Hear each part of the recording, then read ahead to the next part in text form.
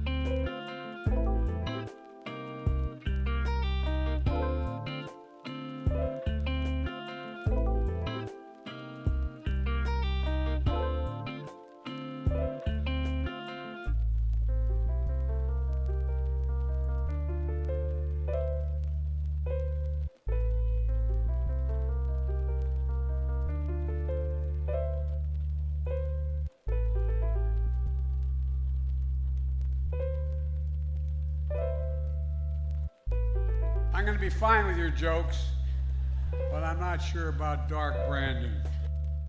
Okay, it's been a minute, hasn't it? Oh, buddy, 1 second. Let me wash my lunch down real quick. Holy smokes. God, how long has it been? About a month and a half now? Yeah, that's what happens when work, amongst other things, sickness, vacation, everything coming at once. But I'm back. So, let's do the intro. I haven't done it in so long. Let's see if I remember it. Good morning, good afternoon, good evening, whenever you might be watching this. My name is Josh, and welcome to my channel. On here we talk news, politics, and current events. And boy, are there a lot of current events going on. Good God, what isn't happening these days? Am I right? So, how should we start? Oh, goodness. Should we start with a little bit of catch up? Okay, so obviously, we all know about the current conflict going on over in Israel and Gaza. So, I leave and suddenly the world loses its damn mind. People decide one war just isn't enough. We gotta have two going on at the same time. That's all well and good. We have a new House Speaker. We're going to talk about that. Mike Pence has apparently dropped out over the weekend. We'll take a look at that. There was a Halloween weekend shooting, or at the very least, a batch of Halloween weekend shootings, leaving to at least 11 dead so far. We're going to take a look at that, as well as kind of catch up on last week's story with the main shooter, just to kind of, consolidate all that under the same, bucket of America and its gun issues. And then after that, we're probably just going to talk about Gaza a lot. So, yeah. Let's get right on with it, shall we? Okay, so over the weekend, we saw a number of mass shootings occur. Let's just read the AP article, shall we? As everyone should kind of know by now, this isn't really anything all that new.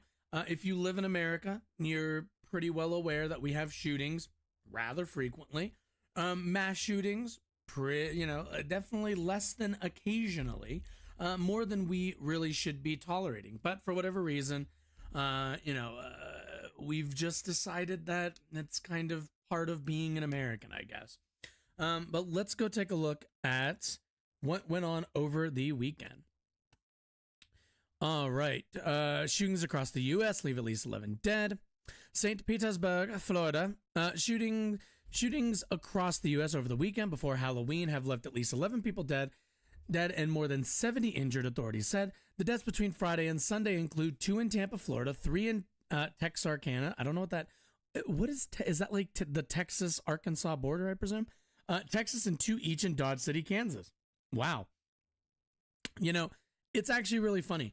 I'm going to point this out for all the 2A frogs out there, but as far as I'm aware, none of these states are incredibly, anti-gun states, and yet we're seeing quite a lot of shootings in them. It's curious. It seems like all the good guys with guns didn't quite show up for their shifts the other day. And Mansfield, Ohio, according to police, many involved altercations arising from Halloween celebrations, including the mass shooting in Tampa's Ybor, city section early Sunday, as bars were closing and scores of people in costumes spilled out on the streets before groups began arguing. The spate of weekend violence unfolded as people mourned the 18 killed by a gunman last week in Lewiston, Maine. More than 1,000 people turned out Sunday for a vigil. We are going to take a small look at that. Nothing too crazy, I think. What are you doing, cat? What are you doing, cat? Mike. So anybody who knows, my cat's like right behind the camera, up on a shelf. Well, she's at the window. What are you doing? Why are you knocking stuff? Anyway. Let's see. Quote, the neighborhood bar, a bowling alley, a Halloween party. It seems we can't go one day without a mass shooting in America, said Chris Brown, president of Brady, a gun violence prevention group. Anger plus firearms is a deadly combination that can escalate any situation to a war zone in seconds. This is true. I mean, let's be clear. If you've ever been to any bar, if you've ever been to like in any like public altercation with strangers, you know that like everyone usually pushes the envelope until like there's kind of a point of, okay, now we all back down. But if you live in a state, if you live in an area where gun ownership is not only rather robust, but also the use of firearms to solve problems is not really isn't what's the word I'm looking for? It isn't like taboo or isn't looked down upon, then yeah, you're gonna have people who get in an argument and decide to settle it as quick as they can by pulling a firearm. And usually that doesn't end super well. Oh my god, I just realized my light isn't even on. I was wondering why I was so dark. Oh my god, that solves like every problem I could have had. Okay. Anyway. One suspect, 22-year-old Terrell Phillips, is charged with second-degree murder in the Tampa mass shooting, and there may be other arrests. Police Chief Lee Burkhaw said Sunday police initially said there were 18 injured in Tampa, but have now revised that number to 16, with 5 remaining hospitalized Sunday night. Phillips had his initial court appearance Monday, but has not yet entered a plea. He remains jailed without bail pending another hearing set Thursday. Court records did not list any attorney to speak for Phillips in Indianapolis. That's probably not great for him. In Indianapolis, a shooting early Sunday at a large party left a teenager dead and 9 other teens and young adults between the ages of 16 and 21 injured, police said. The injured were in stable condition, thank God. As of Monday morning, there have been no arrests, said Officer Simone Burris, Samone, whatever, who said, quote, the case remains active and the investigation is ongoing. Multiple firearms were found at the scene. I'm frustrated and angry at the news of young people shot at a Halloween party last night. Indianapolis Mayor Joe Hogsett said in a statement Sunday morning, there are far too many guns in the hands of those who have no business having them, and shocking violence is too often the result. In Chicago, police said at least 15 people were injured, 2 of them critically, after a shooter fired shots into a crowd at a Halloween party early Sunday. The suspect was taken into custody, but officials had not announced any charges as of Monday morning. In Texas, 5 people were killed and another 6 were hurt in 2 separate shootings Saturday night. San Antonio police said a 13-year-old girl was wounded and her parents were killed after a shootout at a house party. A 20-year-old man arrived at the party and an argument ensued. Police said the man started firing a gun and a 40-year-old man returned fire. Lovely. The older man and the 35-year-old woman died at the home. Police said the younger man and his relative and a 13-year-old girl were taken to the hospital with wounds that were not life-threatening. Police said police have announced no charges. In Texarkana, 450 miles away from along the Arkansas border, police said 3 people died and 3 others were wounded during a party in the back room of a business. 2 men started fist fighting, then rifles were pulled and gunfire erupted. You see what I mentioned earlier? Like, this is just kind of what happens. You get into scraps with people, you get into arguments. It's like, sometimes I feel like we think that like the whole, argument at a saloon and then a big brawl happens and then a shootout happens is like something in like Westerns, but no, that's how violence tends to escalate. If you're losing a fight and you own a firearm, you have a firearm on you, you're gonna end up using it. If that other person sees you using theirs, they use theirs, shots go out, other people try to defend themselves, they don't know, they're shooting whoever's shooting in their general direction, and then you've got a giant like shootout. Like, this isn't that complicated. I don't like the whole, like, this is why, like, whenever people say like if everybody was armed, would be more safe. No, if everyone was more armed, would be less safe. There'd be more like bullets firing in all kinds of directions, and most likely the only thing that would actually happen is you'd get a bunch of stray bullets hitting people. Like, that's the only thing that's actually going to end up happening. Let's see. 17-year-old was killed. Did I read this already? No arrests. Yeah, 2 men started firing. No arrests have been made. 17-year-old boy was killed, and 3 people between the ages of 20 and 24 were injured in a shooting early Saturday, according to police in Cumberland, Maryland. Officers responding to a report of a shooting in an alley around 1:40 a.m. found a chaotic scene and a teen with a gunshot wound. City police said in the statement. The teen later died at the hospital, police said. 3 others with gunshot wounds related to the violence arrived at the hospital, but police said their injuries weren't considered life-threatening. Jesus. I love the casualness of some people, like just kind of walking casually, and then you got some people ducking. Of a suspect, and thanks to the community that came forward this morning. I was out asking for tips. Oh my We goodness. received tips. Oh, A my plethora headphones of are probably tips low. came through, and because of those tips, we were able to charge Tyree Stephen Phillips, 22-year-old, with second-degree murder with a firearm. Our victim count is at 18. We have 2 deceased, a 14-year-old and a 22-year-old. Jesus. Of those, 15 were shot and 1 other had serious injuries. Early indications it was a dispute between the 2. And then that dispute grew.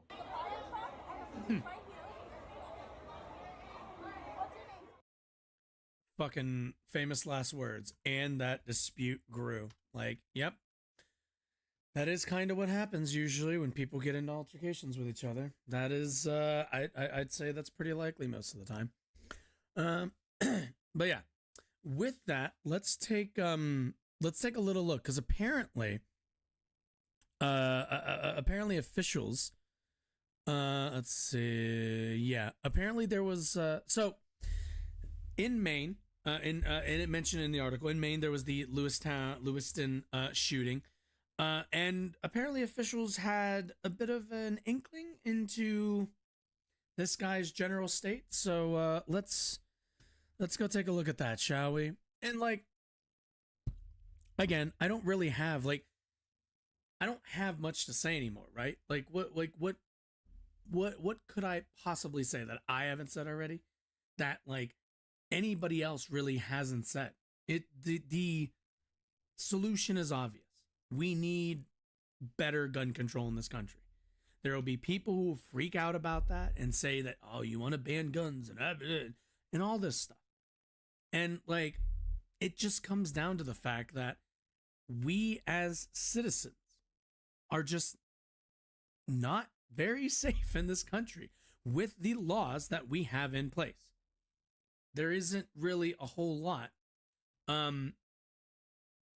There's just not much more to it than that. Also, I just like saw my camera. Holy smokes. I am like really red. Oh, I did have to turn the contrast up. Here, let me fix this really quickly. This was bugging me earlier. Let me turn, what am I looking for? This? Let me turn this. There we go. That feels better. Looking at that. Okay, cool. Anyway, but no, that's like, there isn't really that much to it. There's not, it's not that complicated. There's a reason why, whenever, there's a reason why every time, let's see. I'm going to be fine with your jokes. Hey, shush. That's not what I wanted. Lowest rate of gun violence in the U.S.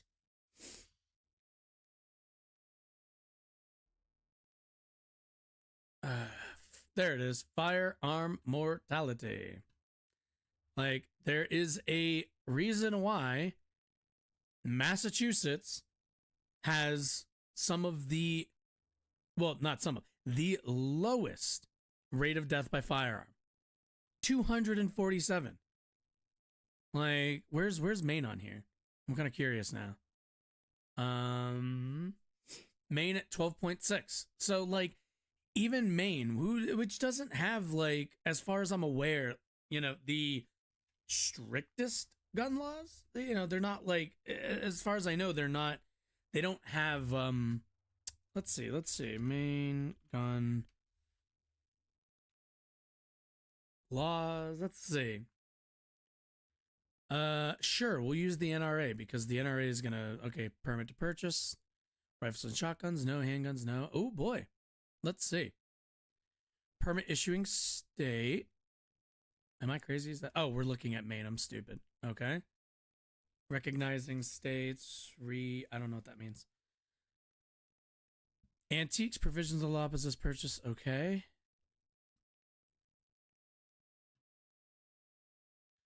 Permit to carry. Yeah. No permit is necessary to open carry. Yeah. So it's like no permit to purchasing, nothing.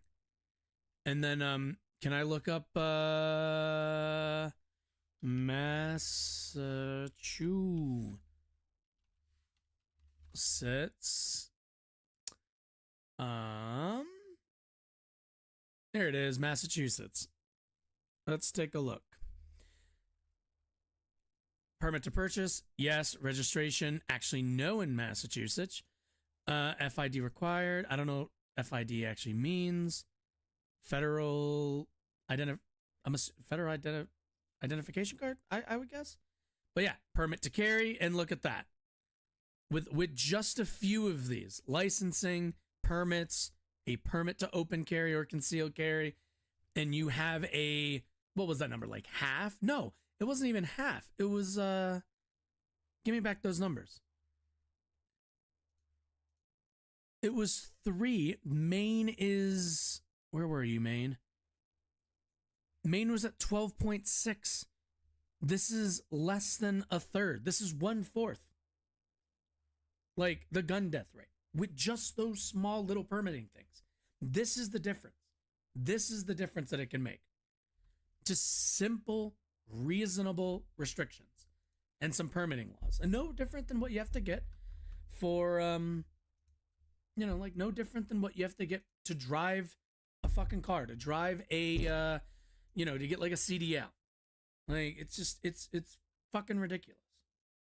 Anyway, let's go take a look at, as usual, whenever we find out after one of these shootings, oh yeah, like, we might have had an inkling about this. We're asked to check in on the mass shooter in Maine, Robert. CNN has new reporting that reveals police were asked to check in on the mass shooter in Maine, Robert Carr, just weeks before the attacks last Wednesday in Lewiston. This came after a fellow National Guardsman expressed concern that he would, quote, snap and commit a mass shooting.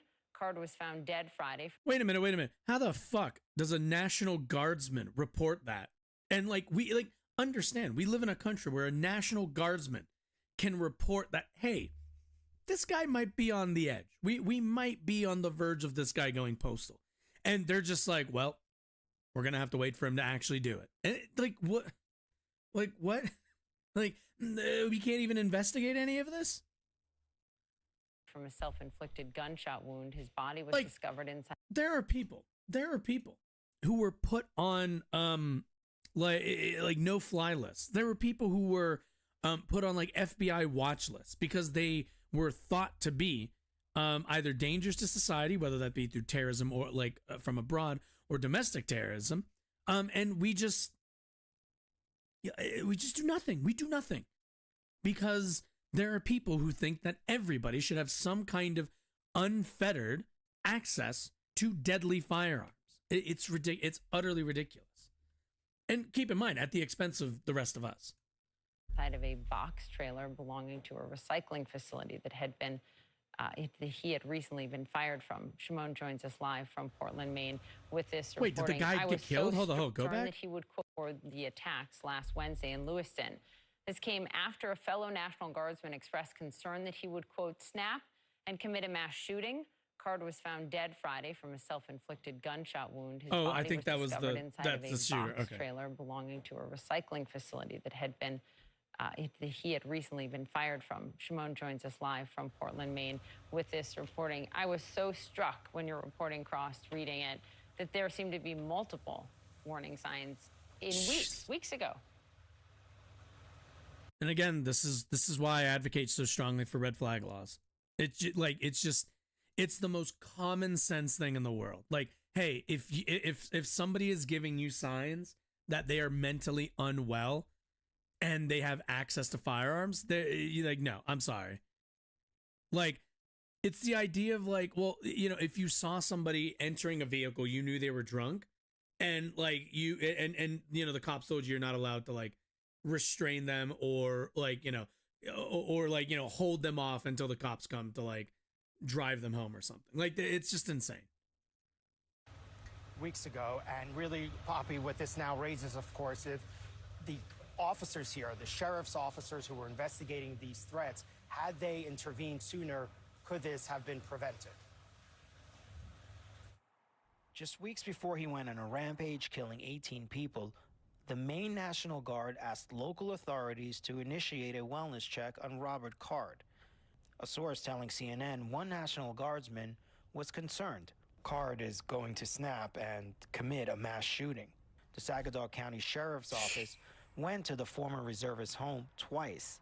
A source telling CNN he wasn't home during one of those visits, prompting the sergeant who tried to check on him to send out a missing persons report. The other visit was on September 16th. This time they believed he was home. Card could be heard moving inside the trailer, but would not answer the door. Officers left without making contact. Like, deciding what? They just let without, like, how many times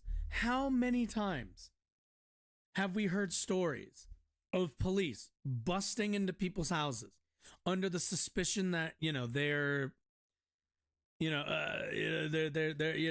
the Breonna Taylor story where they thought it was like a drug dealer's house or whatever. Like, it's shocking how much restraint we see in policing in moments when like this, where it's like, what? Now we're showing restraint with unstable, like, these kinds of guys that go on to fucking commit mass shootings. Like, it's insane. It's utterly absurd. Utterly fucking absurd. Due to being in a very disadvantageous position, we decided to back away. Ah, well, Sources if it's telling CNN, a disadvantageous. Saginaw County Sheriff's deputy spoke to his brother on September 17th. He told authorities he and his father would work with Robert to make sure he does not have any other firearms. It's unclear if any further action was taken after that, and a source told CNN the case appears to have been closed on October 1st, 24 days before the shooting. According to sources, the Maine National Guard initiated a wellness check because the reservists started hearing voices in the spring and say they had only gotten worse. The National Guard also informed the Saginaw County Sheriff's Office of his history of mental illness, including his stay at a psychiatric facility in July. According to a source, the National Guard was trying to get him to retire under the condition that he get mental health treatment. CNN started raising questions. I love how the picture we show, by the way, like, okay.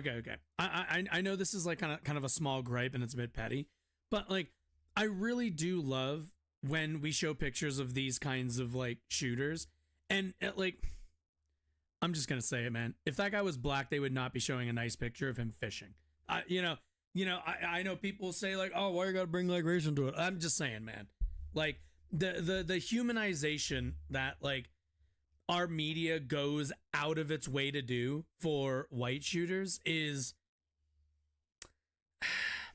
a bit irritating. It's a bit frustrating. Early on in the investigation. As you stand here today, was law enforcement notified of the threats that he was making, of his condition? I won't answer to any comments that she made, but based on what I've seen, we're going to continue to work through that. A spokesperson for state police telling CNN Sunday, DPS has no regulatory authority over law enforcement agencies in Maine. This man off the streets, the sheriff here, the Saginaw sheriff, has refused to answer our questions. We went to his home yesterday. Yeah, no shit. His wife telling us he was done. They're all answering fucking questions. doves when it's And these obviously guys. We've been asking When it's a nice fucking National Guardsman white boy, who just shows signs of fucking psychopathy.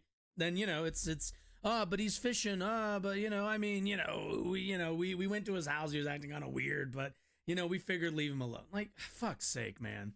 investigators here about this, all of them refusing to answer any of our questions.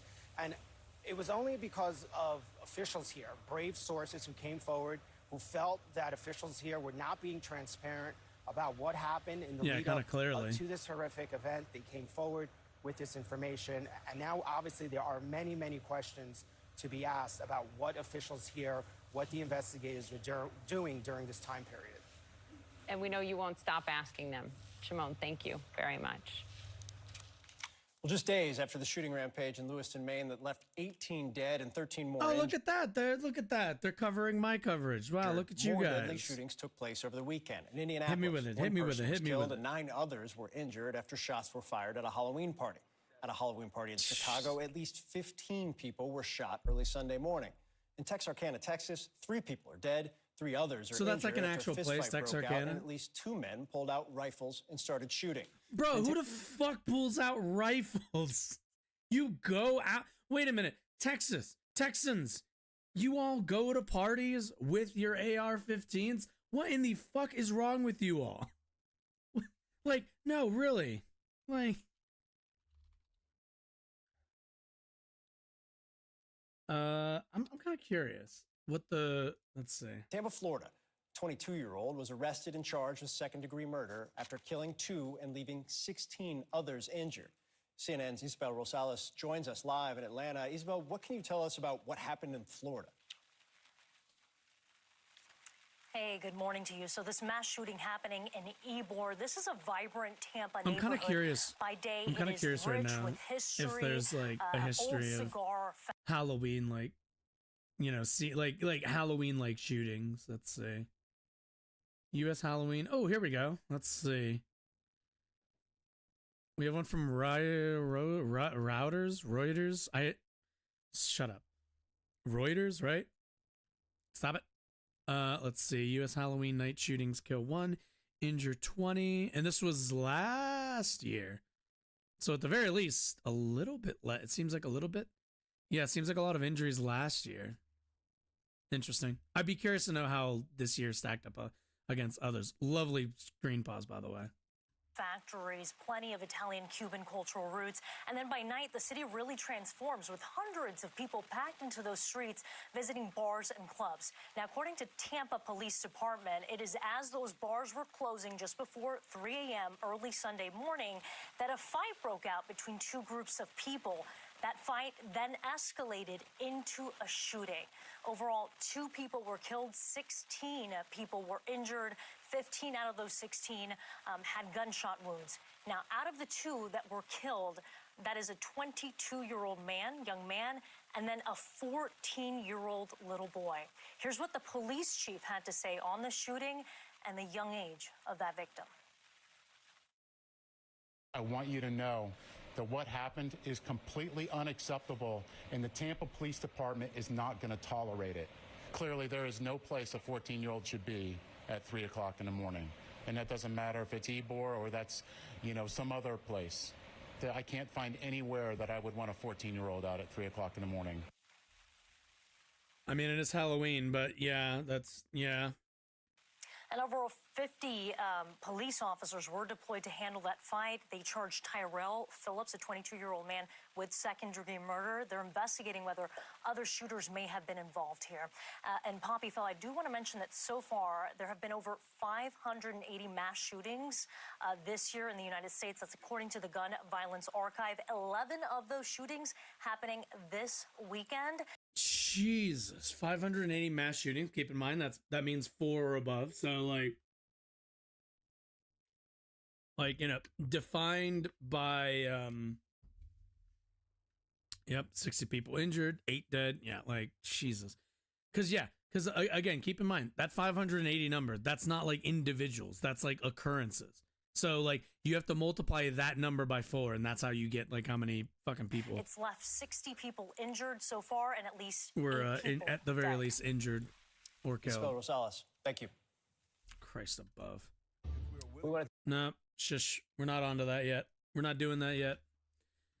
But yeah. Look, this isn't that hard. It's.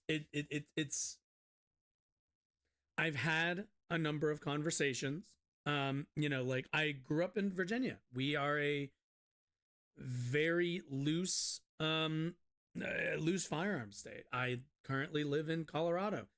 Not really much different. You know, it's just these sorts of occurrences are not going to become less frequent. They're not going to become less deadly just because we want them to. At the end of the day, these are the consequences of our public policy. These are the consequences that we as citizens have to live with when we vote for representatives, government officials that aren't interested in in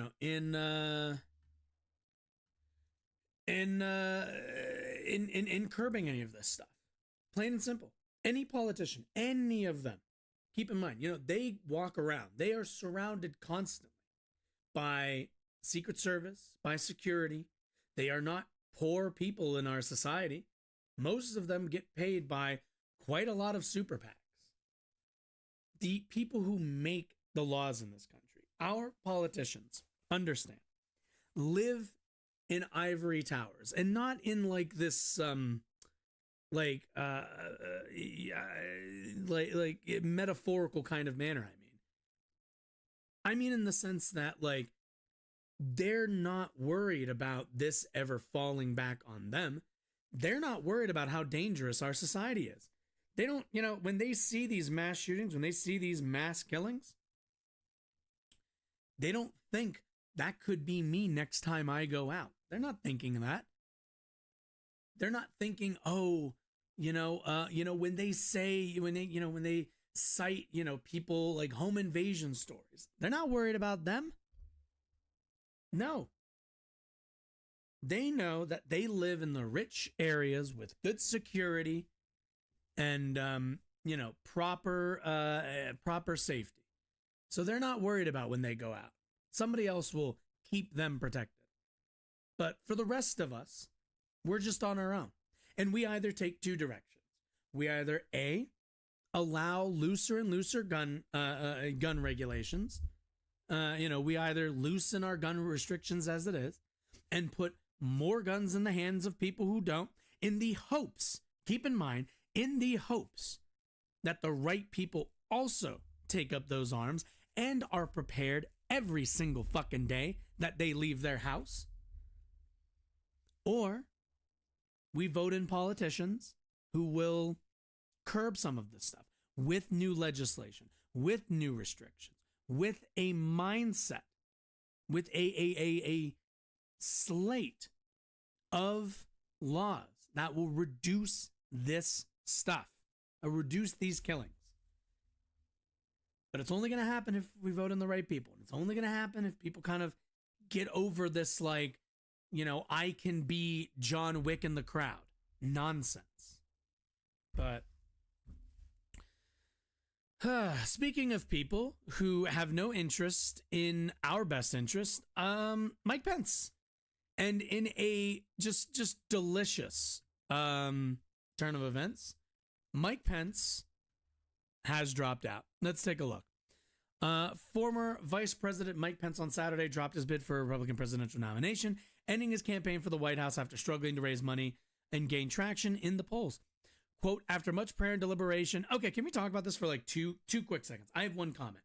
Did you ever notice all these like fucking God Squad guys? Did you ever notice they're all like, I believe I was chosen by God. I believe, they do all this like God stuff about their campaigns. I remember Ted Cruz did this too. And then do you notice like afterwards they're like, well, I've done some praying and seems like I might have misinterpreted the Lord. Could it be that they just say that to anybody who's like religious out there? Do you think they might just be saying that just to kind of pander to you? Just saying. After much prayer and deliberation, I've decided to suspend my campaign for president effective today. We always knew this would be an uphill battle, but I have no regrets in losing like a loser, because I'm a loser. Pence becomes the first major candidate to leave the race that has been dominated by his former boss turned rival, Donald Trump. The decision more than 2 months before the Iowa caucus that he had staked his campaign on saves Pence from the embarrassment of failing to qualify for the third Republican primary debate on November 8th in Miami. But the withdrawal is a huge blow for a politician who spent years biding his time as Trump's most loyal lieutenant, only to be scapegoated during their final days in office when Trump became convinced that Pence somehow had the power to overturn the results of the 2020 election and keep both men in office. Not something a vice president could do. I mean, he can do it. It's just would be really illegal in a subversion of democracy. That's all. That's all. Come on. While Pence averted a constitutional crisis by rejecting the scheme, he drew Trump's fury as well as the wrath of many of Trump's supporters who believed his lies and still see Pence as a traitor. Among Trump's critics, meanwhile, Pence was seen as an enabler who defended the former president at every turn and refused to criticize even Trump's most indefensible actions time and again. As a result, an Associated Press NORC Center of Public Affairs Research from August, I'm assuming a poll, right? Center of Public Affairs Research poll from August found that the majority of U.S. adults, 57%, viewed Pence negatively, with only 28% having a positive view. Oof, that's oof. Throughout his campaign, the former Indiana governor and congressman had insisted that while he was well known by voters, he was not, quote, known well, and set out to change that with an aggressive schedule that included numerous stops at diners and pizza ranch restaurants. What the fuck is Pizza Ranch restaurant? Okay. Pence had been betting on Iowa, a state with a large white evangelical population that has a long history of elevating religious and socially conservative candidates, such as former Arkansas Governor Mike Huckabee and former Pennsylvania Rick Santorum. I don't remember what he was in. Pence often campaigned with his wife, Karen, a Christian school teacher, and emphasized his hardline views on issues such as abortion. Well, he can't really go anywhere without Karen, now can he? Which he opposed even in cases when a pregnancy is unviable. He repeatedly called on his fellow candidates to support a minimum 15-week national ban, and he pushed to ban drugs used as an alternative to surgical procedures. He tried to confront head-on actions on January 6th. He tried to confront head-on his wait, what? Tried to confront head-on. Oh, his head-on. There should have been a comma there. Head-on his actions on January 6th, explaining to voters over and over that he had done his constitutional duty that day, knowing full well the political consequences. It was a strategy that he believed would help diffuse the issue and earn Pence the respect of the majority of Republicans, whom they were convinced did not agree with Trump's actions. But even in Iowa, Pence struggled to gain traction. He had an equally uphill climb with donors despite years of connections. Pence ended September with just $1.18 million in the bank and $261,000 in debt, according to his most recent campaign filing. That debt number probably has grown in the weeks since and seemingly will take years for Pence, who is not independently wealthy, to pay off. The Associated Press first reported after the filing that people close to Pence had begun to feel he faced a choice about whether remaining a candidate might potentially diminish his long-term standing in the party. It doesn't matter. He's done. I'm sorry, but the dude is cooked. Given Trump's dominating lead in the race for the 2024 nomination, given Trump's domination of the race, while they said Pence could stick it out until the 15th of January Iowa caucus if he wanted, he would have to consider how that might affect his ability to remain a leading voice in the conservative movement, as he hopes. He doesn't. Let's be honest here. Mike Pence is a nobody in the Republican Party. Some said that Hamas's attack on Israel in October, which pushed foreign policy to the forefront of the campaign, had given Pence a renewed sense of purpose, given his warnings throughout the campaign against the growing tide of isolationism in the Republican Party.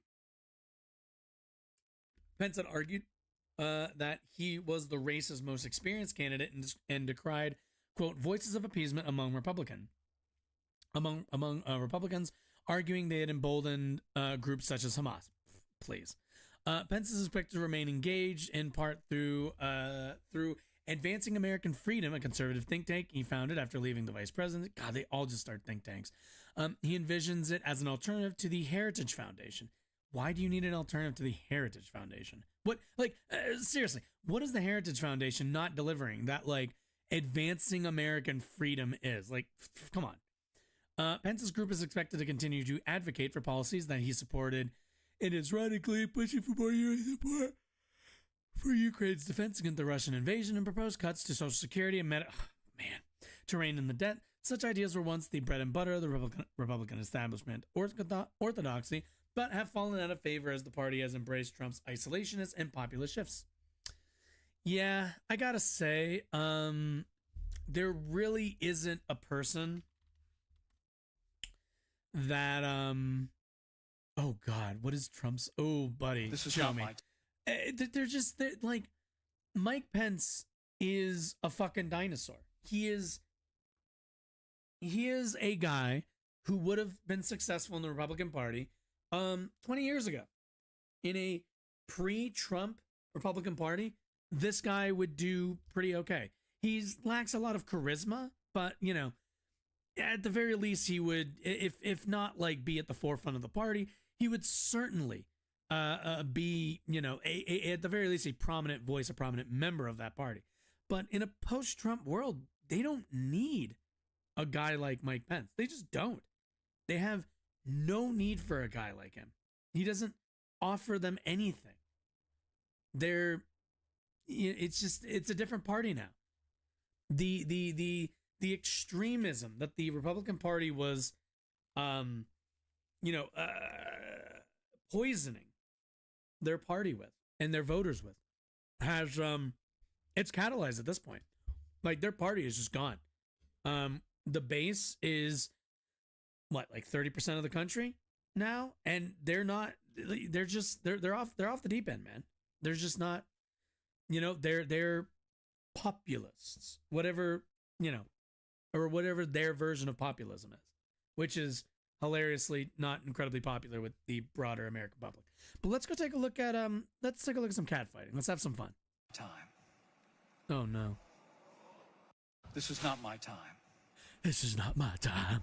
This is not my time. So after much prayer and deliberation, I read this. I have decided to suspend my campaign decided- for president effective today. Did I do my? I That feel was like I Mike did my Pence impression was pretty yesterday, decent. exiting the 2024 Republican primary field. While the former vice Oh, president's come to campaign never realize- found much I support, forgot he does have a did kind of offer like- Republican he just voters ran, like, one thing: a mile and is out conservatism of breath. without Donald Trump. Here's what Mike Pence Doesn't said in exist. Doesn't September. exist in 2023, bruv. The truth is, the Republican Party did not What the fuck begin happened to our on good a golden audio? escalator in 2015. Brother, this isn't Digimon. You don't go backwards. You all evolved into muck. Is that what it is? What's the? Wait. Which one is No. I'm sorry. They went from muck to Grimer, right? That's what it is. God, it's been so long. What the fuck is that? Oh. Actually, no, stop. Turn this off. There we go. Oh, no. I was right. It goes from Grimer to muck. Yeah, they went from Grimer to muck. This is what they were. Where's this motherfucker? This is what they were. This is what they are. Like, this is the Republican Party 2015 on. There is no going back, brother. There is none. There's no going back for y'all. Long before that day, it was forged and defended and defined Forged, defended, and as the defined. conservative party in America. And former President Donald Trump was The fuck? Oh my God. Fucking Democrats were the conservative party of America like 100 years ago, you idiot. hardly gracious last night about the news that his former running mate and vice president decided to bow out. Oh God. Fucking. I chose him, made him vice president, but people in politics can be very disloyal. Dude, the fact that he has this 3-ring binder with him, like he showed up for like a fucking, like this is kid giving a report and then going on an aside. to like talk shit about another classmate energy right here. Oh my I've god. never seen anything like it. You know, they asked me a question. They asked me, Vader goes, but he That could guy have gets done what he could have fucked, done, dude. right? There's no Fuck, question. dude. Okay, let's break this all down with our great panel here. The Wall Street Journal's Molly Ball, Carl Hulse of the New York Times. Oh my god. No, no, no. I just want to see Trump. I don't want to see I don't want to see these old motherfuckers. Here we go. How long Someday is I'll this? tell you people that do have what it takes, because there are some that do, not Come on. necessarily in What is happening with your with Forbes? What's happening with your audio? group. But we have There a we go. lot of everybody that leaves seems to be endorsing me. You know, people are leaving now, and they're all endorsing me. Dude, my guy. God damn it. I don't want like I just want Okay, David No, no. I wanted this arrow. Yeah, can I just see the like this is not my time. Yeah, we know, dude. It was like never your time. Single largest deportation effort in US. Jesus. Good luck with that, idiot. God damn it. Let's see. Did nobody wait. Oh my god. Yeah, like I just want to see what Trump said. It's just the dude is just entertaining if nothing else.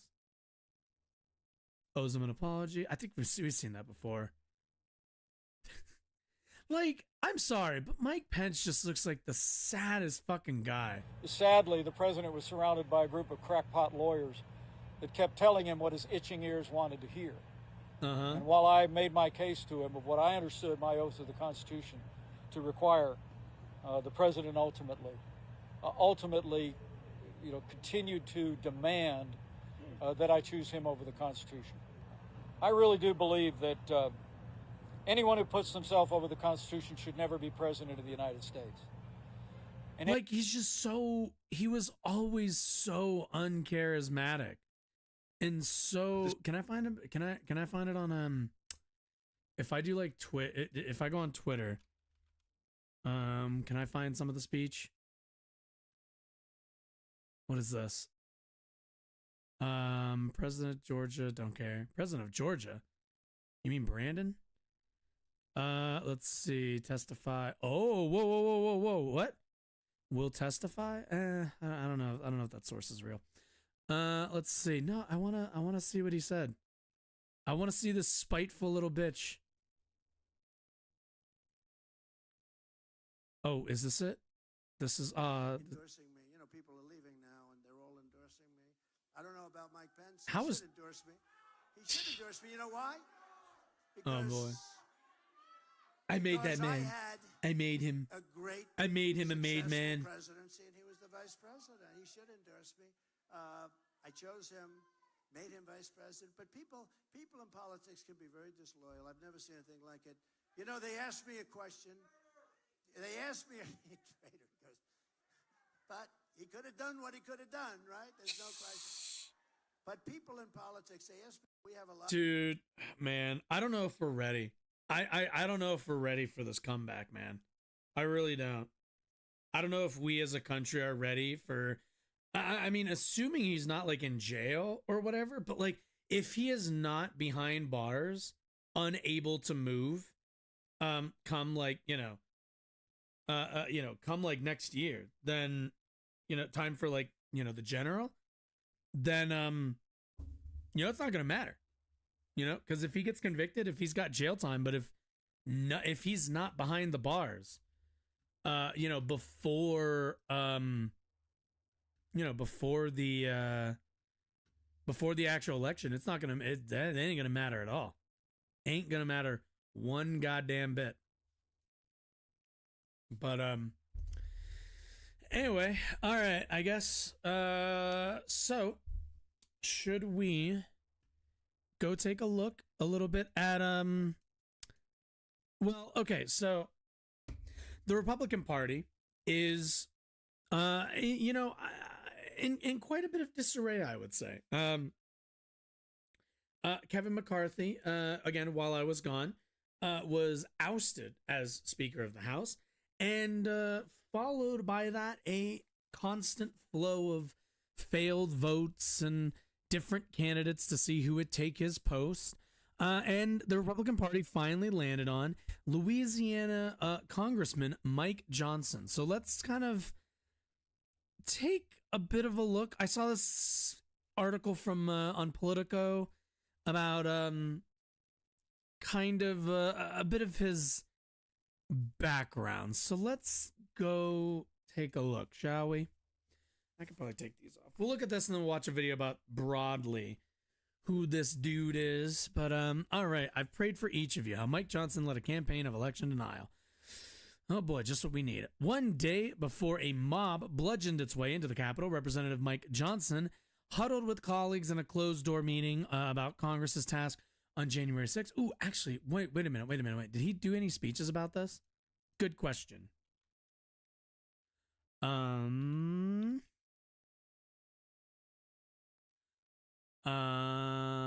Let's see. If I put like January, I'd probably have to like go back and like actually find floor times. But anyway, a relatively junior House Republican at the time, Johnson was nevertheless the leading voice in support of a fateful position that the GOP should rally around Donald Trump and object to counting electoral votes submitted by at least a handful of states won by Joe Biden. Quote, this is a very weighty decision. All of us have prayed for God's discernment, of course. I know I've prayed for each of you individually. Johnson said at the meeting, according to a record of his comments obtained by Politico, before urging his fellow Republicans to join him in opposing the results. So, yeah. You know how like Republicans are always doing the whole like, Constitution, rule of law meme, bullshit or whatever. Do you notice how this guy is not really interested in any of that? He's interested in the voice in his head's discernment. That's a bit of a red flag. A review of the chaotic weeks between Trump's defeat at the polls on November 3rd, 2020 and the January 6th Capitol attack shows that Johnson led the way by shaping legal arguments that became gospel among GOP lawmakers who sought to derail Biden's path to the White House, even after all but the most extreme opinions had elapsed. Excuse me. As Trump's legal challenges faltered, Johnson consistently spread a singular message. It's not over yet. And when Texas filed a last-ditch lawsuit against 4 states on December 8th, 2020, seeking to invalidate their presidential election results and throw out millions of ballots, Johnson quickly revealed he would be helming an effort to support it with a brief signed by members of Congress. Show me that really quick. What the fuck is this? William J. Olson, Jeremiah, God, Jesus, the fucking, yeah. Where the fuck is this guy? What is this guy? Mike Johnson? I don't see him on this motherfucker. Motion. Let's see, Texas plaintiff. What the hell would this be? Amicus. Oh my God, I don't know how are people supposed to read this shit? Or at least know what the hell's happening. Representatives. Okay. Cool. Throughout the period, Johnson was routinely in touch with Trump, even more so than many of his more recognizable colleagues. Some of Johnson's vocal opponents at the January 5th, 2021 closed-door meeting were Representatives Chip Roy from Texas and Don Bacon, who warned Johnson's plan would lead to a constitutional and political catastrophe. A catastrophe at best. Let us not turn the last firewall for liberty we have remaining on its head in a bit of populist rage for political expediency. Roy said at the time, according to the record. Nearly 3 years later, on Wednesday afternoon, Roy and Bacon cast 2 of the unanimous House GOP votes to make Johnson the next speaker. Johnson declined to comment Wednesday when asked about his involvement in events leading up to January 6th, telling reporters that, quote, "We will talk about all these things in detail. I've covered it many times over the last couple of years." After his election as speaker, Johnson also did not respond to shouted questions from reporters about the 2020 election. Johnson's rise to the speakership in some ways shows that colleagues like Roy Bacon and Ken Buck from Colorado, just fucking great, who sharply rejected Johnson's arguments at the time, have made peace with Johnson's role in the election objection effort and the national reckoning that has ensued. Lovely. Buck opposed two other candidates for Speaker, Majority Leader Steve Scalise and Jim Jordan, in part because they had refused to accept the results of the 2020 election, but he made an exception for Johnson. Oh, great. He's the exception candidate. Lovely. Buck told reporters Wednesday that Johnson's, quote, amicus brief is fundamentally different than trying to overturn something on the floor. According to, going through the court was, quote, absolutely appropriate. According to Buck, who noted that, quote, most of the conference voted to decertify the election. Oh, yeah. Okay, so let's keep in mind. That means, so the idea that you'd be okay with having it go through the court is kind of that, since the Republican Party has been so good about packing the courts and obviously packing the Supreme Court, that is kind of their, that's their Jack from BioShock, their ace in the hole, if you will. That's what they're really looking for. They're just looking for the Supreme. They need to get it far enough in front of the Supreme Court and have them just hand them a victory. Buck didn't acknowledge Johnson's role in advocating for the objections in the conference, including during the impassioned January 5th conference meeting. Until Johnson's unlikely bid for the speakership, his involvement in Trump's bid to remain in power, despite losing the 2020 election, had largely avoided attention, overshadowed by his more visible colleagues, Representatives Scott Perry, Marjorie Taylor Greene, and Jordan, who more actively strategize with the outgoing president. Oh my goodness. Johnson wasn't among the 6 Republican lawmakers subpoenaed by the January 6th Select Committee, and he earned just one passing mention in its final report. Well, that kind of sounds like this is the smart. Well, so that's kind of the scary thing, right? Is this guy kind of seems like compared to Marjorie Taylor dipshit and fucking Jim Jordan, it seems like this guy's just a bit smarter than the rest of them, which for our interest isn't good. We don't need smart versions of these guys. I like the dumb versions. The smart ones are a lot more dangerous. But a review of his closed-door comments and public statements at the time revealed the newly elected speaker as a ubiquitous contact for Trump at key moments within days of the former president's defeat at the polls and throughout the increasingly desperate effort to subvert the 2020 election. President Trump called me. I have just called President Trump to say this. Stay strong and keep fighting, sir. The nation is depending upon your resolve. We must exhaust every available legal remedy to restore Americans' trust in the fairness of our election system. Johnson tweeted on the 7th of November, the day pollsters and media outlets largely called the race for Biden. A day later, Johnson and Trump spoke again. President Trump called me last night, and I was encouraged to hear his continued resolve to ensure that every legal vote gets properly counted and that all instances of fraud and illegality are investigated and prosecuted.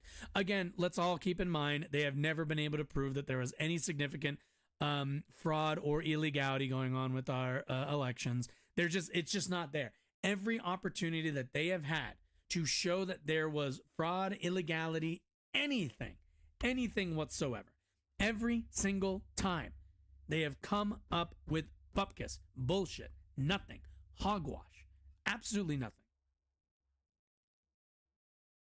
What was that? That was probably the desk squeaking. Anyway, in an interview that day with Lafayette, Louisiana-based host Moon Griffin, Johnson expanded on his call with Trump and made clear that they already had their eye on a Supreme Court showdown over the election that wouldn't materialize for another 4 weeks. Trump, he said, relayed that he was encouraged by Justice Samuel Alito's order for Pennsylvania to segregate late arriving absentee ballots in case they were ultimately disqualified as invalid. So again, they have a conservative Supreme Court. They are absolutely willing, I think, to throw the election. Like they already did this with the W. They already did this in 2000. They will have a more conservative Supreme Court is not going to have an issue doing this for 20 years later, if they can get enough of a legal shield, I suppose, a strong enough legal argument. That's a good sign, Johnson said at the time. I think there's at least 5 justices on the court that will do the right thing. Johnson appeared familiar with Trump and his campaign's legal strategy, predicting the filing of at least 10 lawsuits in the coming days. The lawmaker added hopes that one of them wound up on a, quote, rocket docket to the high court. He revealed that his views on election fraud were in many ways shaped by the 1996 Senate race between Democrat Mary Landrieu and Republican Woody Jenkins. Quote, I was a young pup law student at the time, but I was kind of carrying around everyone's briefcases, trying to help, Johnson said, adding that despite evidence of fraud, Senate Democrats buried it all. Oh, really? Let's take a look. What is this? Mary, oh, just do this. Let's just do this. This.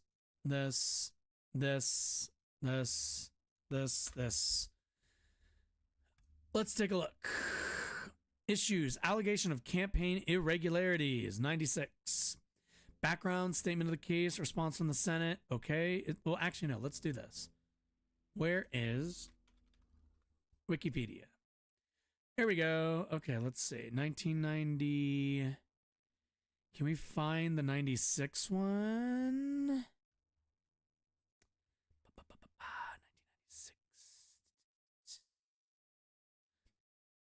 1996. Yeah, 1996. Oh, here we go. In Louisiana, right? Here we go. Okay. Allegations of election fraud. Landrieu carried the Democratic stronghold of New Orleans by about 100,000 votes. In the days after the runoff election, Jenkins' campaign manager Tony Perkins alleged voting irregularities there.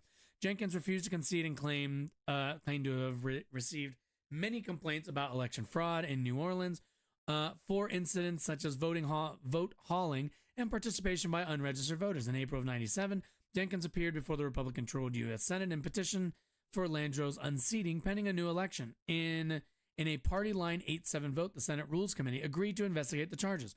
Only a month into the probe, however, it emerged that Thomas Miller, a detective hired by Jenkins to investigate claims of fraud, had coached witnesses to claim they had participated in election fraud. 3 witnesses claimed Miller had paid them to claim. It's always fucking lies. Every goddamn time. It's always bullshit. Say what you want about American democracy. We don't have the best in terms of like representative power for our constituents, but goddamn it, do we not run proper fucking elections? Let's finish this. To claim that they had either cast multiple votes for Landrieu or drove vans of illegal voters across town. The others told such bizarre tales that FBI agents dismissed their claims out of hand. It also emerged that Miller had several felony convictions on his record, including a guilty plea to attempted murder. Democrats walked out of the probe in protest, but the probe continued. The investigation dragged on for over 10 months, angering the Democrats and exacerbating partisan friction in the day-to-day sessions of the Senate Agriculture, Nutritional, and Forestry Committee, to which Landrieu was assigned as a freshman member of the 105th Congress. Finally, in October of 97, the Rules Committee concluded that while there were major electoral irregularities, none of them were serious enough to burden Louisiana with the new election at that stage. It recommended that the results stand. The Landrieu-Jenkins contest was not the only U.S. Senate election in 20th century Louisiana in which the results were hotly disputed. In 1918, okay, don't care. So yeah, let's see. Finally, yeah, while there were major electoral, can I see what those are? It doesn't seem like they were that interesting. And considering this guy was fucking like, yeah, had like, what's the word had fucking committed fraud himself. Yeah, you can kiss my ass. And keep in mind, this is this guy's like, this was the moment when I realized that Democrats were not honest about their election. Like, fuck off. Like, this should tell you everything about this guy. Like, in 2023, this guy is okay with citing a bullshit case from 96 where his party attempted to defraud an election. Fucking spare me. By November 17th, 2020, Johnson told 2 Louisiana radio hosts that the election was not over and that right. A few days he still dug in on this. Whatever. Let's see. Johnson then ran through a litany of allegations of election law changes in key states that he said were unconstitutional. Yes, the law gets changed. It's unconstitutional. That's the yeah. And then he lent credence to a discredited claim of election fraud. Quote, the allegation about these voting machines, some of them being rigged with the software by Dominion. Look, there's a lot of merit to that. Oh, really? Can you show me the merit? He can't show me the merit. In the same interview, Johnson, who as speaker will be privy to the nation's most sensitive intelligence secrets, returned to the Dominion matter. He embraced the false description of Dominion machines as, quote, a software system that is used all around the country that is suspect because it came from Hugo Chavez's Venezuela. Oh, lovely. Isn't that guy been dead for like ever? Wait a minute. Am I crazy?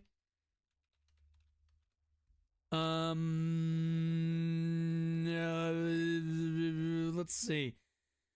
In office 2002, 2013. Let's see. He died in 2013. Probably. Oh, he died while he was in office. Lovely. Was he like assassinated? Right? Right? Death? Maduro announced state that Chavez had died. Okay, whatever. I'm not a fucking Venezuelan expert. Jesus Christ. Guy's been dead for 10 years and we're still talking about it. When the host pressed Johnson on Trump's losses in court, the Louisianan, also, can we talk about how he doesn't have an accent for a Louisiana guy? It's kind of disturbing to me. Noted that there were still a dozen suits pending, but it was an, quote, uphill climb. Yeah, no shit.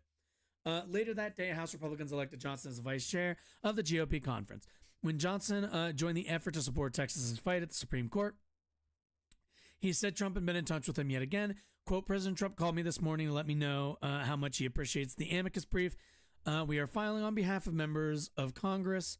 His efforts, Johnson tweeted the next day, his effort, which garnered 126 signatures, including that of then GOP leader Kevin McCarthy, was the first signal that more than half of the Republican conference was prepared to toss the election results. Okay. So there's kind of two things to remember with this. One, they knew that it wasn't going anywhere. So understand this was a political move. This was purely for show, them signing that. But let's also remember that the idea that you would do that for show, that you're like willing to, pretty much say that, invalidate an entire election just to appease, some of your base, that's not a good sign, because that means that they don't really have, like, I don't want to say opinions, but like they don't have any kind of like spines or anything like. It's just like, this is, the voters are going to vote me out, so I will subvert democracy if that's what they want. So I mean, but again, the Republican Party has always put party over country. So they've done that my whole life, so I can't say I'm super shocked. Let's see. His effort, which garnered 100, right. It tracked closely with the approximately 140 members who supported challenges to the results on the floor of Congress on January 6th, both before the mob attack and after the riot. When the Supreme Court voted 7-2 to reject Texas's lawsuit, contending that the state lacked standing to sue over the issue, Johnson repeatedly expressed his dismay, but he returned to his refrain. No one knows yet how this will play out, Johnson said in a December 14th radio interview, the morning of the Electoral College vote. He noted that Congress still had the last word on whether to accept Biden's electors on January 6th. Lovely.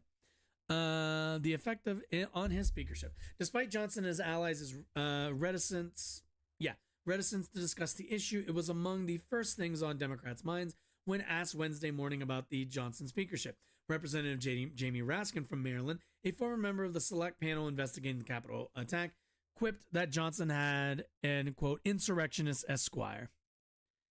His arguments are obviously more sophisticated than those of Donald Trump, but it's the same essential authoritarianism. Another former January 6th panel member, Pete Aguilar from California, said Johnson wasn't as much of an existential threat to democracy in his view as Jordan, but argued that Johnson had given GOP lawmakers, quote, a quote safe place. I strongly disagree with this, to be perfectly honest with you. I think the more competent and the more like, sophisticated, kind of the worse, like Jim Jordan has quite a lot of baggage and also isn't incredibly likable or charismatic. So we kind of have that in our favor, that he's kind of just seems like a piece of shit. So, when he tries to make appeals to voters, it just kind of falls flat. But, this guy, on the other hand, he's younger. He certainly has more energy. Like, we'll take a look at him in the video, but like, still, I don't like when Democrats pretend that, you know, some of like any of these Republicans are are reduced threats. Just treat them all as if they're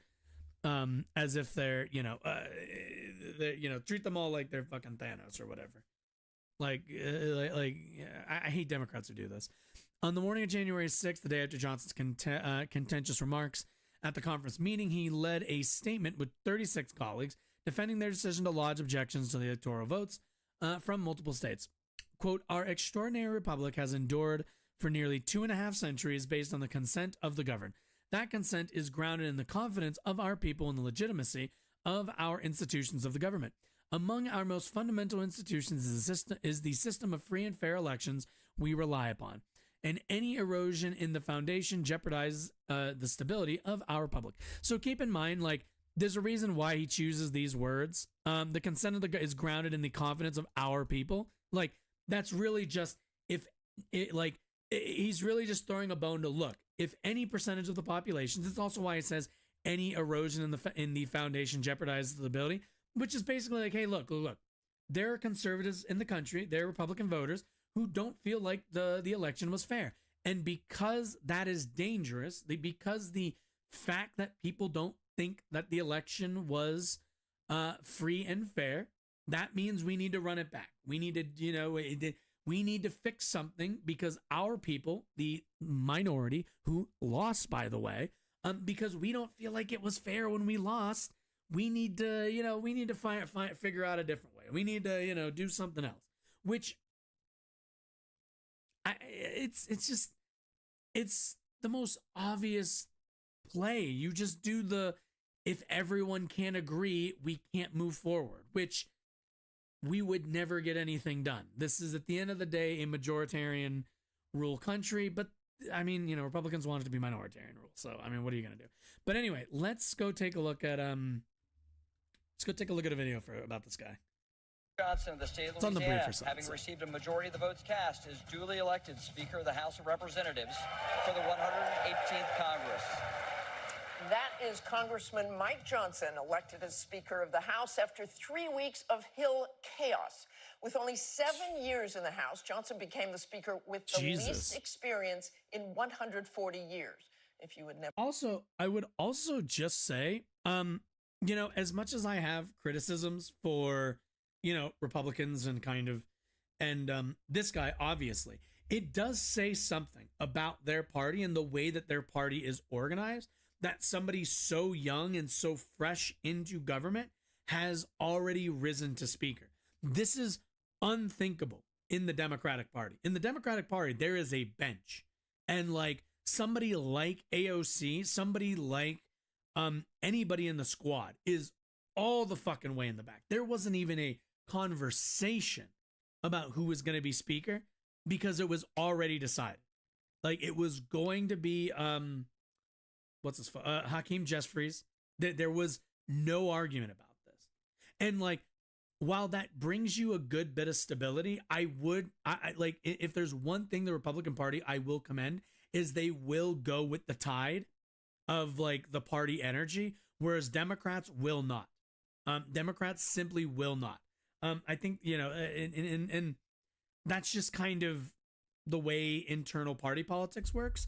And it does lead to a lot of instability in the Republican Party. But, if the alternative for, if Democrats, if we had the chance to see a Speaker AOC in 7 years after she got in, it's been 2018, in 2 years, if we saw AOC rise to that point, or anybody from the squad for that matter, any of these young progressives, that would be amazing. But, again, it might just be a trade for stability. I don't know. But, just kind of an observation about the what's it called? Never heard of this staunchly conservative congressman. It is not surprising.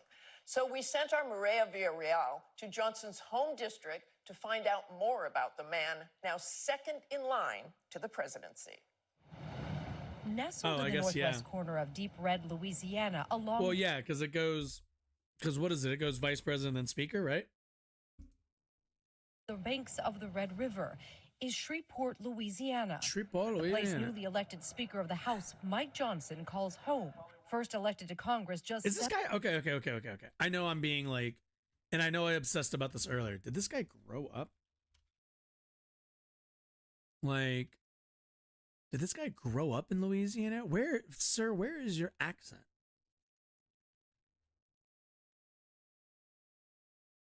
Assumed... no, I don't care about that. Let's see. Here we go. Let's see. Born in... Oh my God. Yeah, he was born in Louisiana. Where... Really? Really? That's amazing. Let's see. Oldest of the 3 children. Yeah.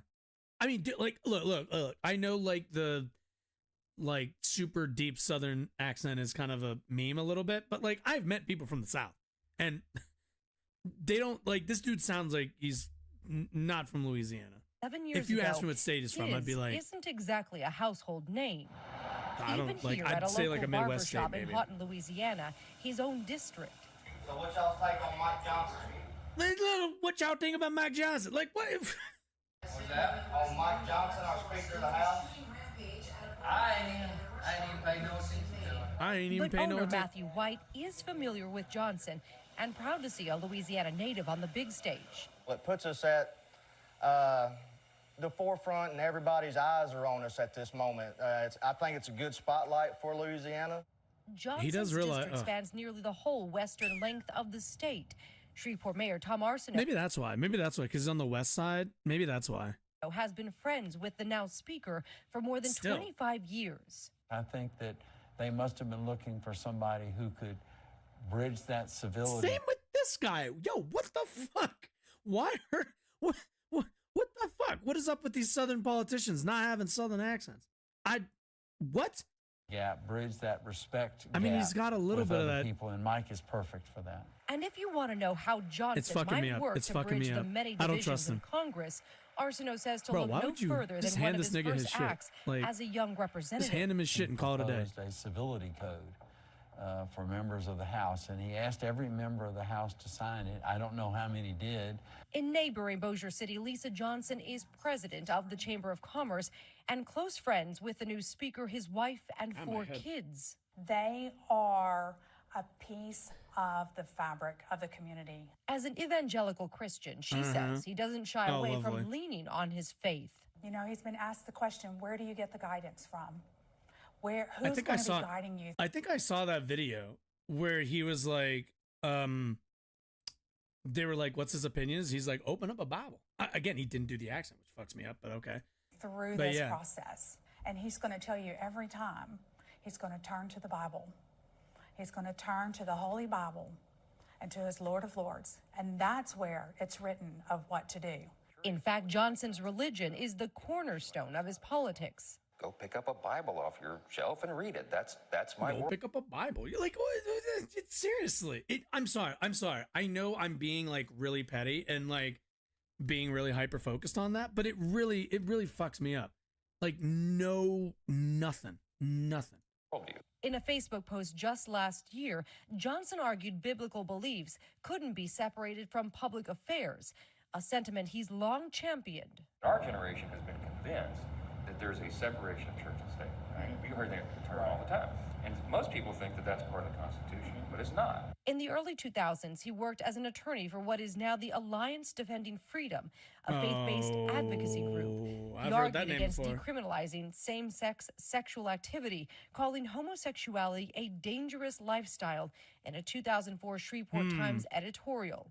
He's also supported the idea of a nationwide abortion. What's really weird to me is whenever people say like, oh, it's a dangerous lifestyle. It's like, well, you know, driving at like professionally is also a dangerous lifestyle. Technically more dangerous. If we're being like 200, like it's more dangerous. But, you know, nobody seems to have a problem with that. Ban and was strongly against Roe v. Wade.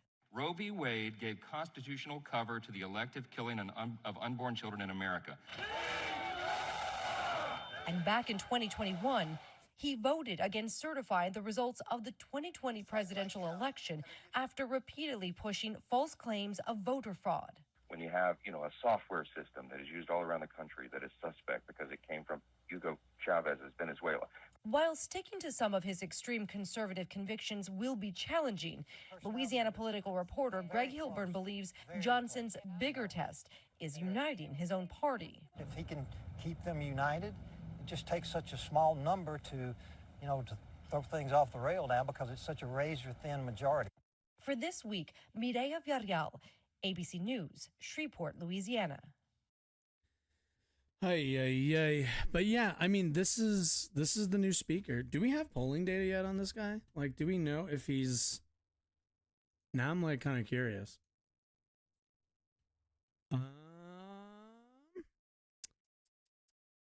I mean, I can't imagine we do, right? Like, if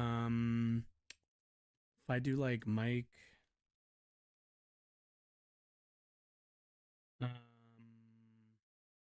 what am I thinking?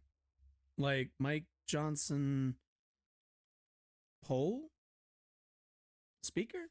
If I do that? 5 things to know. What to know? Only 1% of Republicans favored Mike Johnson for... Let's see.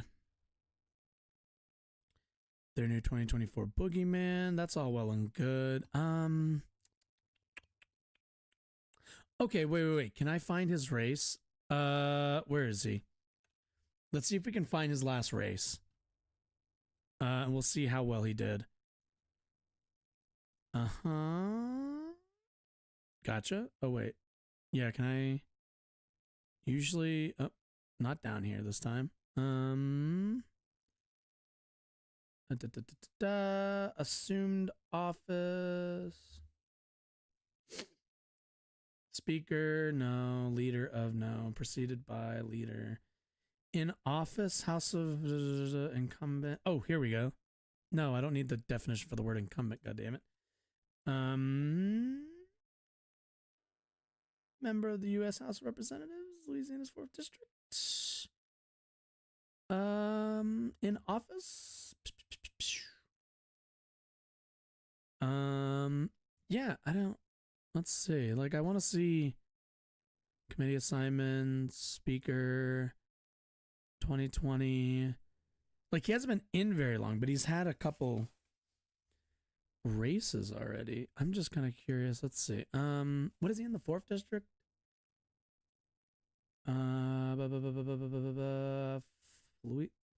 U.S. House of Representatives from Louisiana's 4th district. Okay, let's see. 4th. Congressional. Here we go. Oh my God. Wait, what did that? Who was that? Oh, okay. Let's take a look here. 2016. Oh, here we go. 2002. Here we go. 2016 is when he got in, right? Yeah. Democrat Marshall Jones. 28%, 25%. Oh, wow. Oh, they had a... Oof, buddy. So he beat out 4 other Republicans? Yeah, 4 other Republicans and 2 other nobodies. Wow. And 2 other no parties. Wait, what? Hold up. Hold the fucking phone. Wait a minute. The Democrat won in... Wait a minute. Election. Oh, it was a runoff. Okay. I'm crazy. Okay. And then in the runoff, he consolidated most of it with Marshall Jones losing almost half of the voters in the runoff. Interesting. Yeah, this dude got like 18%. So yeah, I mean, when you add these, yeah, that kind of makes sense. Okay. Still, that's such a big loss between 80,000 votes and then dropping down to 46 in the runoff. That's a lot. It looks like in 2018, they just had a normal primary. He pretty much picked up every one of these, 70 plus the 50. I mean, obviously a little bit more, but that was just a fucking blowout. With 2 Democrats. Why are there 2 Democrats in the race, you idiots? Another blowout with more votes, and it doesn't look like, and he was unopposed. So, I mean, he's done very well at the very least. But, yeah, we'll have to see how that goes for him. That's for sure. But, all right. Okay, let me go on a little bit of a break here. Just to grab some more water and just kind of refresh, and then we will move on to the, honest to God, the big, you know, meaningful story of the, I mean, honestly, of the week, of the, what is this? Oh, right. Okay. You know, we will move on to the Israel, go with the Gaza conflict. When we come back, let me just clean up my playlist a little bit. We'll do this. Yeah, that looks good. Okay, cool. Yeah, we'll be right back.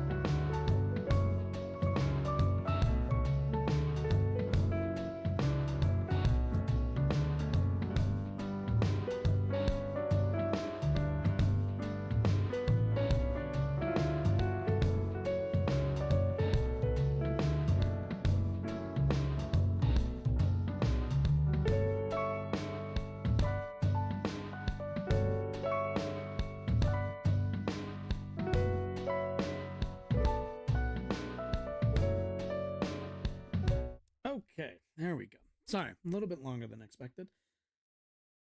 Mostly just stretching and resting. Oh my god. Okay. So, while I was gone, early in the month, October 7th, a attack by the terrorist organization Hamas has stirred the Israeli government's jimmies, to say the least, and has led to quite a lot of violence in the area, quite a lot of bombing, just generally, what most are describing, I think fairly, a genocide in Gaza of Palestinian people by the IDF, the Israeli Defense Force. Calls for a ceasefire here in the U.S. have been growing around the country. We see, go to pretty much any major city, and you are probably going to see at least one protest going on. I know this upcoming Saturday in D.C., there's going to be a Free Palestine protest going on in March. So, that's kind of the,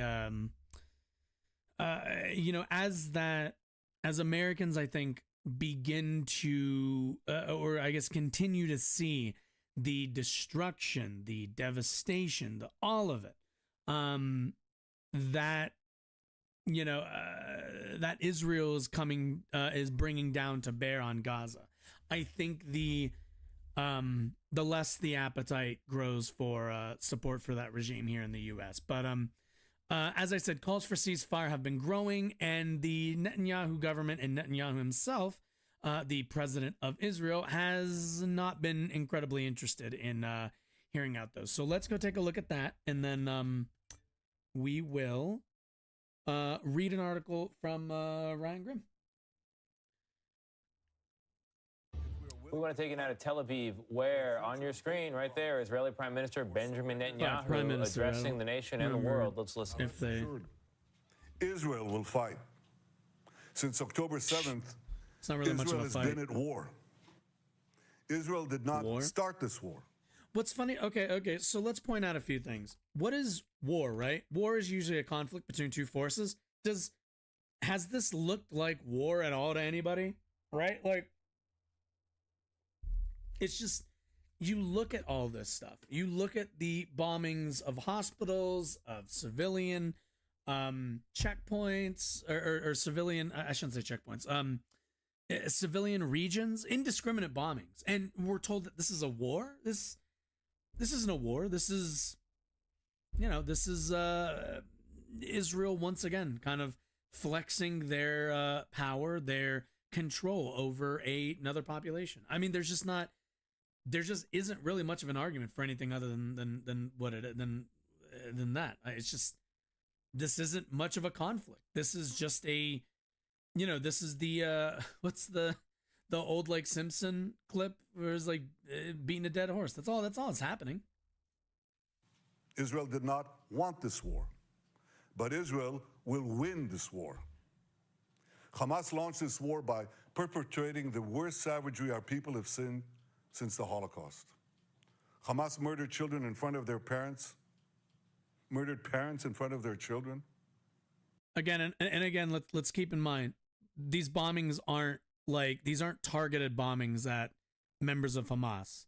To say that, like, the idea that, like, let's keep in mind, the idea that, when Hamas kills children in front of their parents and parents in front of their children, and they do all of this slaughter and all of this stuff, let's all remember that Israel currently is dropping bombs on mothers, children, grandmothers, all of these people.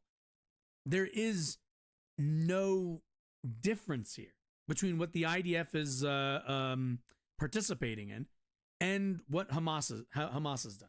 There just isn't. There isn't this like, Hamas goes about, what they perceive as resistance. They go about it in a brutal and indiscriminate fashion. And Israel goes about their responses measured and precise. No, there's none of this. This has been an invitation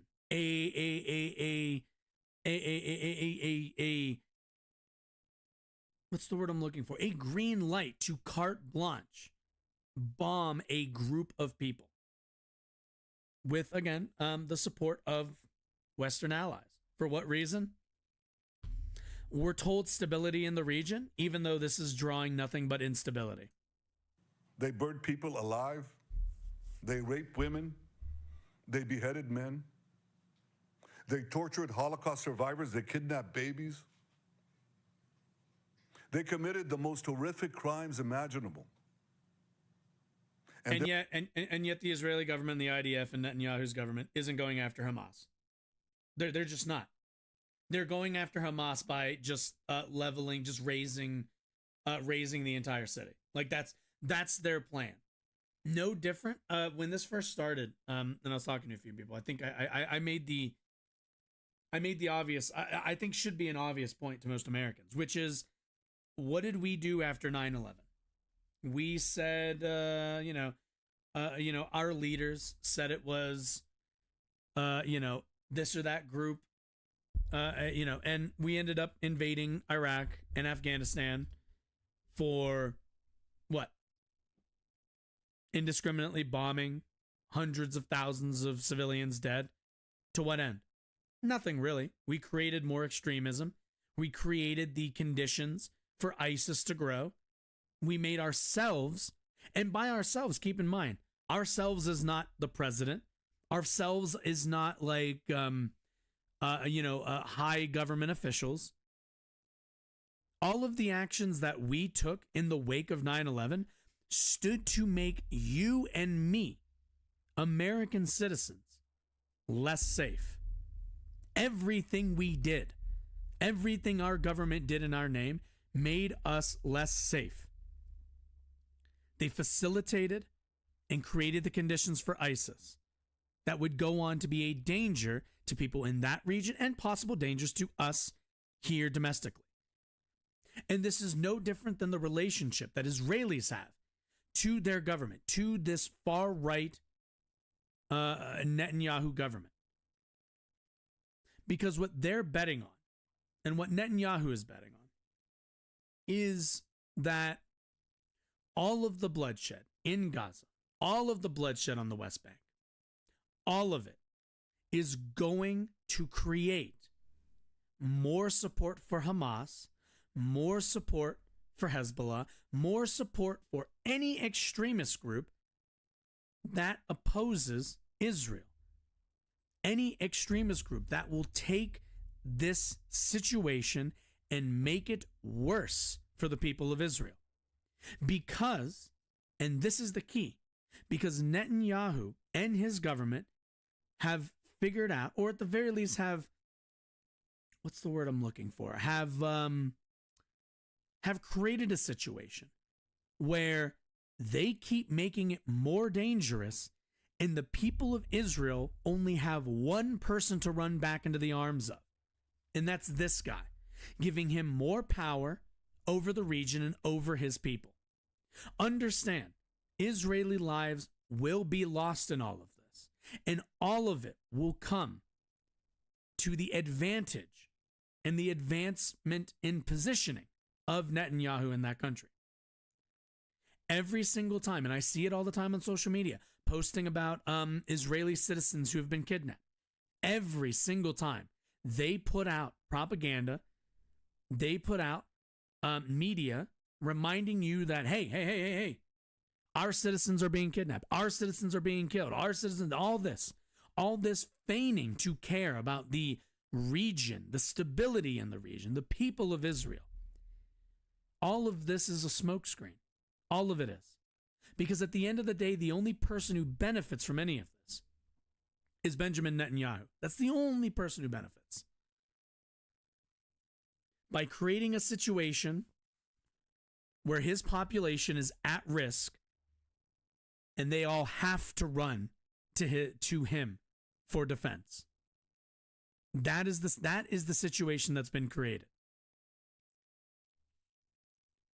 On this platform, let me say, if there's one thing we're not going to do, We are not going to draw a similarity. We're not going to draw a what I think is an unfair equivalence between the IDF and Netanyahu's government versus their people. Israelites, people of Israel, are their own people with wide ranges of political beliefs, with wide ranges of tolerances for this stuff. And at the end of the day, I hold the same opinion when it comes to Palestine and Hamas. Hamas, at the end of the day, is an extremist faction within Palestine. The same way we have in the U.S., we have extremist factions. But like, this isn't the freedom fighters that some might characterize them as. What they are is quite frankly, the last, I don't want to say last ditch effort, or maybe just the lasting emotions after occupation.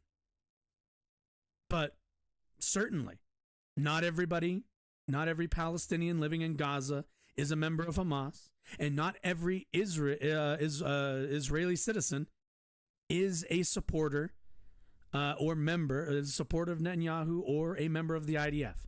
We need to draw distinctions in these groups, because in the middle of both these extremes, IDF and Hamas, we have regular ass people just trying to live their fucking lives. That's all. It's just and the reason why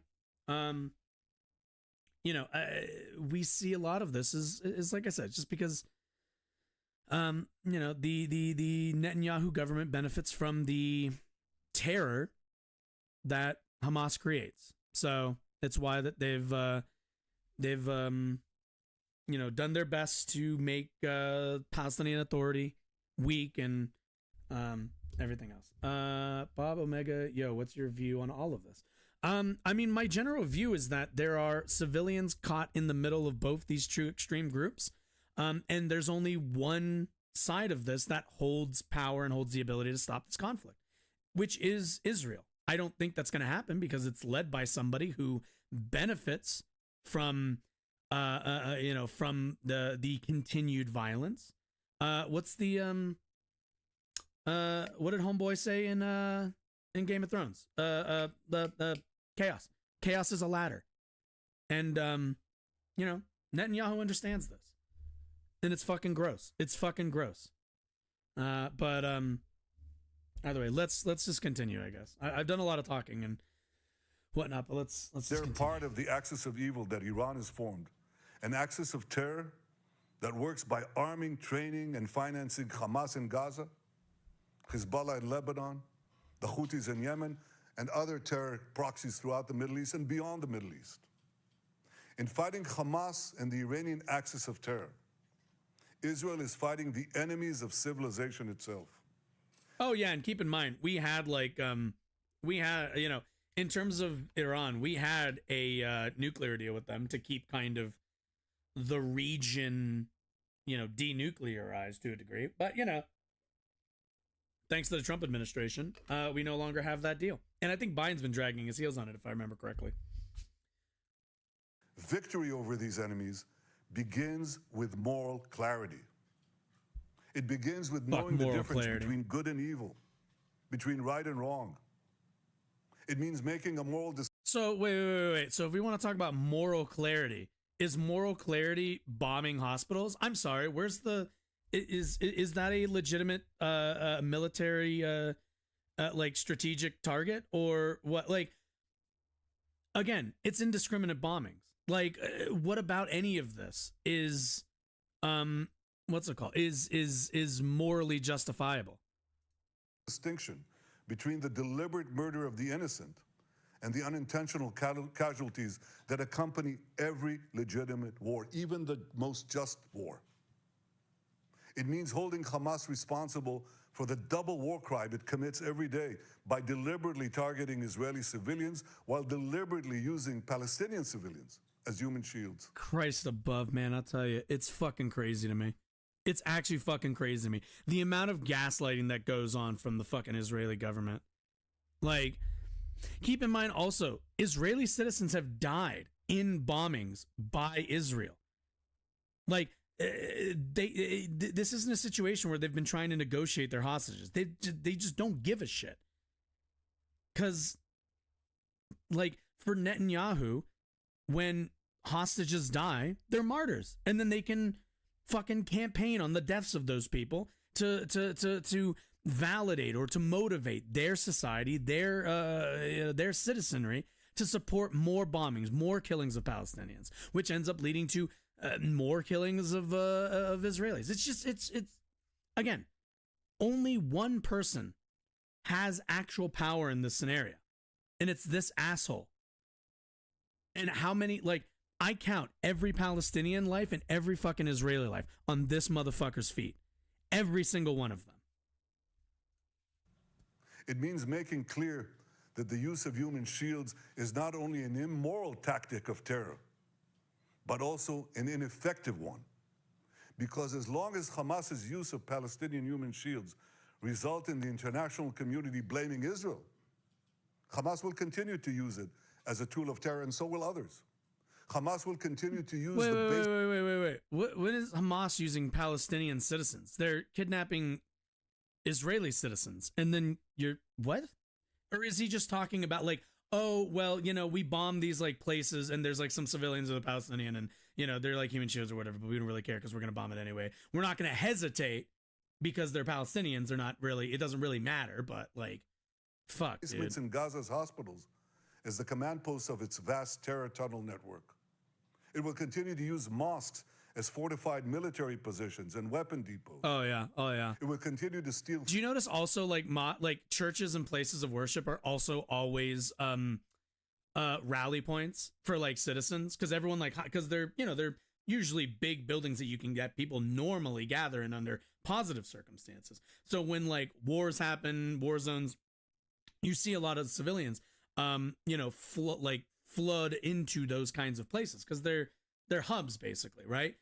You know, they're not targets usually, because there's kind of like an understanding in war that those places aren't, like, targets in the same way, especially let's be clear here. If there's any two militaries that are well equipped enough to know when there is a military post and there is a civilian you know, like, shelter, it's Israel in the US. But that hasn't mattered now, has it? Fuel and humanitarian assistance from UN facilities. I hope any of this has answered your question, Israel is doing everything Bob, to get Palestinians, assuming you're even civilians out of harm's way. Hamas is doing everything to keep Palestinian civilians in harm's way. Israel urges Palestinian civilians to leave the areas of It's such fucking armed gaslighting, conflict, man, I swear. while Hamas prevents those civilians from leaving those areas gaslighting. at gunpoint. Hamas is also preventing foreign nationals from leaving Gaza altogether. And most despicably, Hamas is doing that? Last time I checked, it was Gazans who were not allowed to leave the region because Israel has shut down any of the exits. That's just last time I checked. You know, I didn't realize Hamas was, like, the governing force in fucking Gaza. I didn't realize this. Is holding over 200 Israeli hostages. I forgot Hamas was occupying Gaza. 33 children. Holding them, Christ. terrorizing them, keeping them as hostages. Oh, and do we all remember? Okay, so you might have seen, like, this is the crazy part too. You probably saw that story. Can I find it really quickly? I bet I can. Israel, Hamas, babies, cages? Let's see. What? Okay, can I find, like, I don't know. Viral video miscaptioned as treatment of Israeli kids by Hamas. Sure, we'll check this one. This one looks fine. Let's see. Yeah. A bunch of people I remember seeing this really early on. Yeah, this wasn't even, this was originally, can I see the, oh, these are like, oh, I can't read that. So yeah, there was like postings of like these pictures of like kids in cages, and it was all like, look what Hamas has done to these Israeli children, and it's like utter bullshit. I remember because this got circulated so quickly. Here we go. Okay, NPR, that's a little bit better. Let's see. Go away. Stop asking me for money. Let's see. I asked her what happened. She said she saw a horrible video of babies in cages. Not only did he immediately know that she was referring to a deceptive footage, but the organization he runs, Fake Reporter, was the first to show the video portrayed something else entirely. The clip has been posted online for months. This is a video that we refuted. It's a lie. It's fake. West Bank combat soldier, war fact checker. Yeah, like it was complete bullshit. But, you know, this got ran in the fucking media and people pretended like it was true for however fucking long. And again, keep in mind, people don't usually read the updates. So they see a video of kids in cages, they hear it was Hamas, and they're done with it. Like that's it. And like this kind, and like the propaganda is so fucking strong with this one. Like, good God. Like, it's just. And for what, you know, and we'll talk about Biden a little bit later. I mean, I don't have that much to say on Biden, but I have one general fear. But anyway, let's. Every civilized nation should stand with Israel in demanding that these hostages be freed immediately and freed unconditionally. I want to make clear then why the fuck are you regarding bombing those positions? Just as the United States would not agree to a ceasefire after the bombing of Pearl Harbor, or after the terrorist attack of 9/11. Whoa, the bombing of Pearl Harbor? You mean during the Second World War? A global military force powered by the other two global military forces at the time? And you're making that comparison to fucking Hamas, a terrorist cell of what? That's like consists of how many people? Maybe a couple thousand compared to the entire military force of the Japanese army in the 1940s. Fucking get the fuck out of here. Like, they're trying, like, the thing is, there's always this fucking equivalence that, like, tries to get drawn, that Israel's been trying to draw between, like, oh, well, like, you know, there wasn't a ceasefire during, like, World War II. It's like, yeah, that was World War II, my guy. You're not in World War II, friend. I don't know if you realize this, but this is no different than us stomping on Iraq. That's all this is. That is what the relationship is. This isn't some like symmetrical relationship that that Israel has with the people of Palestine or Hamas or any of this. This is just them again leveling a civilian a civilian city in the hopes that, you know, they get some members of Hamas. Be cool. It's just. Israel will not agree to a cessation of hostilities with Hamas after the horrific attacks of October 7th. Calls for a ceasefire are calls for Israel to surrender to Hamas, to surrender to terrorism, to surrender to barbarism. That will not happen. Ladies and gentlemen, the Bible says that there is a time for peace and a time for war. This is a time for war. A war for... Like, Israel airstrike surge and God is destroying homes and killing dozens at a time. Like, escalated airstrikes across... And this was like, what? This was the 24th? This was 6 days ago? Soaring death row from the bombardment, unprecedented. Like, it's just... Yay. For our common future. Today, we draw a line between the forces of civilization and the forces of barbarism. It is a time for everyone to decide where they stand. Israel will stand against the forces of barbarism until victory. I hope and pray that civilized nations everywhere will back this fight, because Israel's fight is your fight. Because if Hamas and Iran's axis of evil win, you will be their next target. Jesus. You want to talk about some Trump level rhetoric? It's the you need to defend us because if you don't, then they're going to come for you next. Which, yeah, it probably will. because we're supporting your like genocidal actions. And like, you know, I know people saw the video of like what's it called, the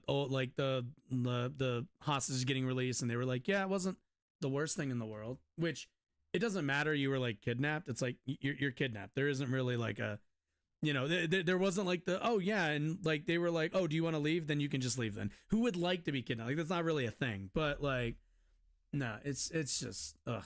That's why Israel's victory will be your victory. Ugh, but disgusting. make no mistake, regardless of who stands with Israel, Israel will fight until this battle is won, and Israel will prevail. May God bless Israel, and may God bless all those who stand with Israel. Ugh. So the first question will go to... Oh, lovely. Let's hear it. News 18 India, Niraj. Please take the microphone, sir. Good evening, sir. Good evening. Neeraj from India. I Oh, represent no. Network 18 Group in India. Oh no.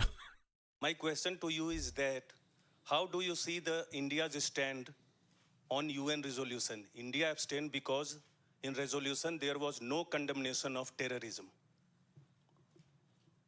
I think that resolution was deeply flawed, and I was sorry to see that even many of our friends did not insist that there would be a full and powerful condemnation of the horrors that were committed here, that are horrors that no civilized country, including your country and so many others, would tolerate.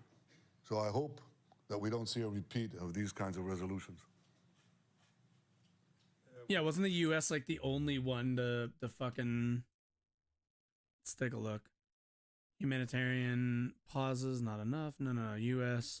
We must do everything possible to save lives. U.S. Ambassador Linda Thomas Greenfield said the lives of all humanitarian workers and all civilians, Israelis and Palestinian, must be protected. Dozens of rockets continue to fall on Israel. Again, like, hostages remain held captive in Gaza. People are suffering. Also keep in mind, hostages and like that are being held by like Hamas are also there to be like, hey, maybe quit bombing, and that'd be, you know, like maybe don't bomb us because some of your people are here, and they just don't give a shit. International humanitarian law must be respected, and they don't give a shit. Like, international law has been very clear on the Israeli Palestine conflict. It has been very clear for quite a long time now, and it's just been ignored. Lives hang in the balance as we all must step up as the United States has done. Washington's contributions to humanitarian assistance to the Palestinian people in Gaza, like. Oh, God, this shit boils my fucking blood. Hanging by a thread, Gazan hospitals, of course. Of fucking course. Let's see. Urgent access to Gaza is required. Yeah, like, oh, God. Sierra Leone. Yeah, I want to see if I can find that resolution. Like, I'm curious. Let's see, resolution maybe? I type in, oh my God, I can't fucking spell. Secretary Council extends United Nations support mission Libya. Most recent. Speech, xenophobia, 6 committee speakers. Okay, control F. Israel. Here we go. General Assembly adopts resolution calling for the immediate sustained humanitarian truce leading to cessation of hostiles between Israel and Hamas. Oh, is this it? Possibly. Let's take a look. By record vote of 120 in favor and 14 against with 45 abstentions, the Assembly adopted the resolution titled Protection of the Civilians and Upholding Illegal Humanitarian Obligations. Jesus. Anyway, let's continue. Go now to ABC America, Matt River.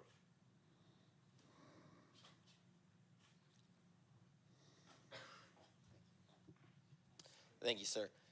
It seems that the level of support that you have amongst the Israeli public has dropped considerably. So the question is, how can you continue to lead this country effectively during a very difficult time, and have you at all considered stepping down? Has this polls taken a hit? The only thing that I intend to have resign is Hamas.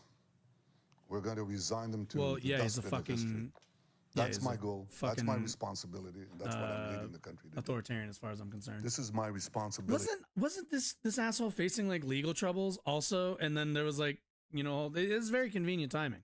Now, and it's something that I think unites the entire country. We're all supporting the soldiers. We're supporting our commanders. Or maybe we're supporting the popularity. IDF. We're supporting, I think, the unbelievable efforts Times of our Israel. reservists and our security forces. We'll continue to do that until victory. Stop it. Respondents show a marked preference for Gantz over Netanyahu, leading the country. 48% want the former defense minister, compared to 29% of the current prime minister. I would like to IDF, ask you, there's a 57 widespread approval rating. discussion, especially among Who the fuck is relatives Gantz? of the hostages, about the course of military action you have taken so far. And the question if this is the only way to free the hostages. Of course, you are very successful in freeing one hostage on Sunday, but there's a widespread criticism that this doesn't allow place for other negotiations. What do you explain to the relatives of the hostages for this course, relying mostly on military pressure? Okay, so this is apparently the guy that in that poll they mentioned. This is apparently a bit of, let's see, National Unity Party leader and War Minister Benny Gantz on Thursday gave the most detailed revelations on the record of one of Israel's decision makers to date regarding the war in Gaza. Gantz made it clear the government's original solitary goal of destroying Hamas and remaking the reality in Gaza has been adjusted by multiple other goals. If initial top sources, not only did Gantz join with the current government and defense officials and take responsibility for the failure to foresee Hamas's invasion, but more importantly, he defended the government's delay in the invasion. Of course, he did not. Anyway, however, in early days of the war, senior diplomat. Can I get like some speeches from Homeboy? Like, not how you slam for post blaming intelligence chiefs for October 7th. Apologize for blaming Israel. Yeah, I'm like kind of curious how like retract comments. Ooh, here we go. Let's see. Blaming forces for the attack. Opposition leader Gantz to form emergency unity government. Okay. Is he like any less extreme? Let's see. Right. I mean, I can't imagine. Let's see. I don't really know. I don't really know if they're gonna have like just his positions.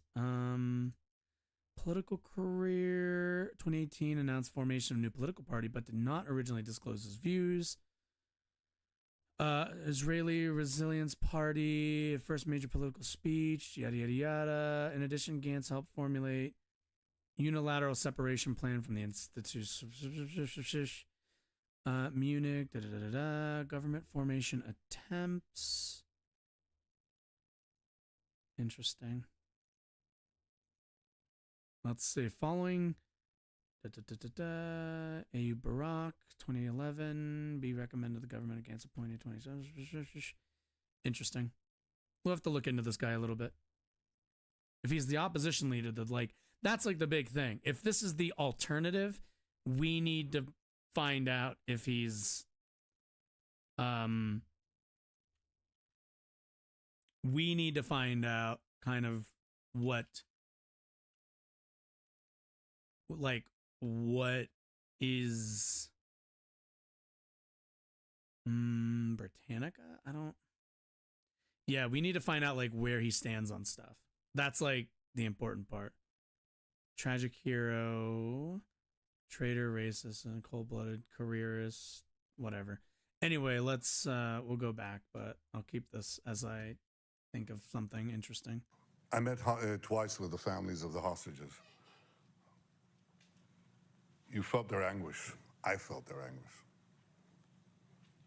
I know this sense of, it's not only the sense of loss that bereaved parents have, it's a sense of not knowing, of continuous anguish.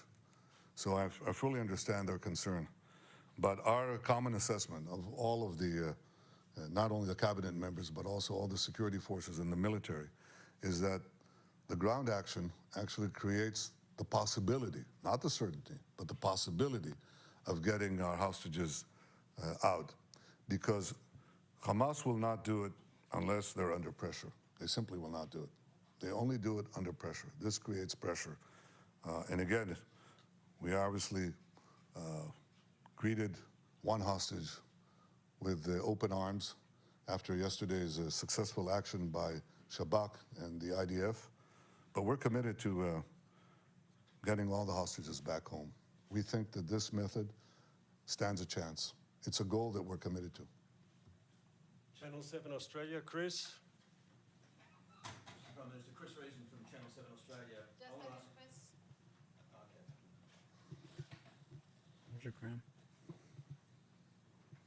Mr. Prime Minister, Chris Reason from Channel 7 Australia. I want to ask a question from my country, and the people in my country are looking at this and wondering, they agree with you. They want you to chase down Hamas. The Palestinian, okay, so I'm reading from AP News.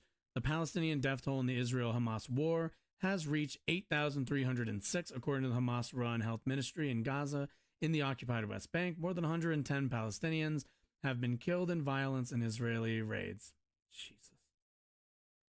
More than 1,400 people in Israel have been killed, most of them civilians, slain in the initial Hamas rampage that started the fighting October 7th. In addition, 240 hostages were taken from Israel into Gaza by the militant group. Jesus. And terrorism, destroy terrorism in this region, etc. But keep in mind, this is also the same argument our government used, where they're like, oh, we're the war on terror. Did that work out? Did that do anything but sacrifice a bunch of American military lives? No, it didn't. It didn't. Line the pockets of some folks, but, you know, didn't really do anything. People can't understand why so many civilians have to die in this process. You argue that Hamas is putting them up as human shields. Well, then is that a good enough excuse? Are you inflicting here collective punishment on the people of Palestine? That's kind of... Not a single civilian has to die. It's just a fucking joke. It's a fucking joke for him to say that. Hamas merely has to let them go to the safe zone that we created in southeastern Gaza Strip. There's a safe zone there. Well, yeah, and then what happens? Then you bomb the shit out of the area, killing them and probably more civilians, more Palestinian civilians. Like, it's just, at the end of the day, the hostages are there to, what's the word I'm looking for? To deter Israel from just indiscriminately bombing. But they're not. That's not happening.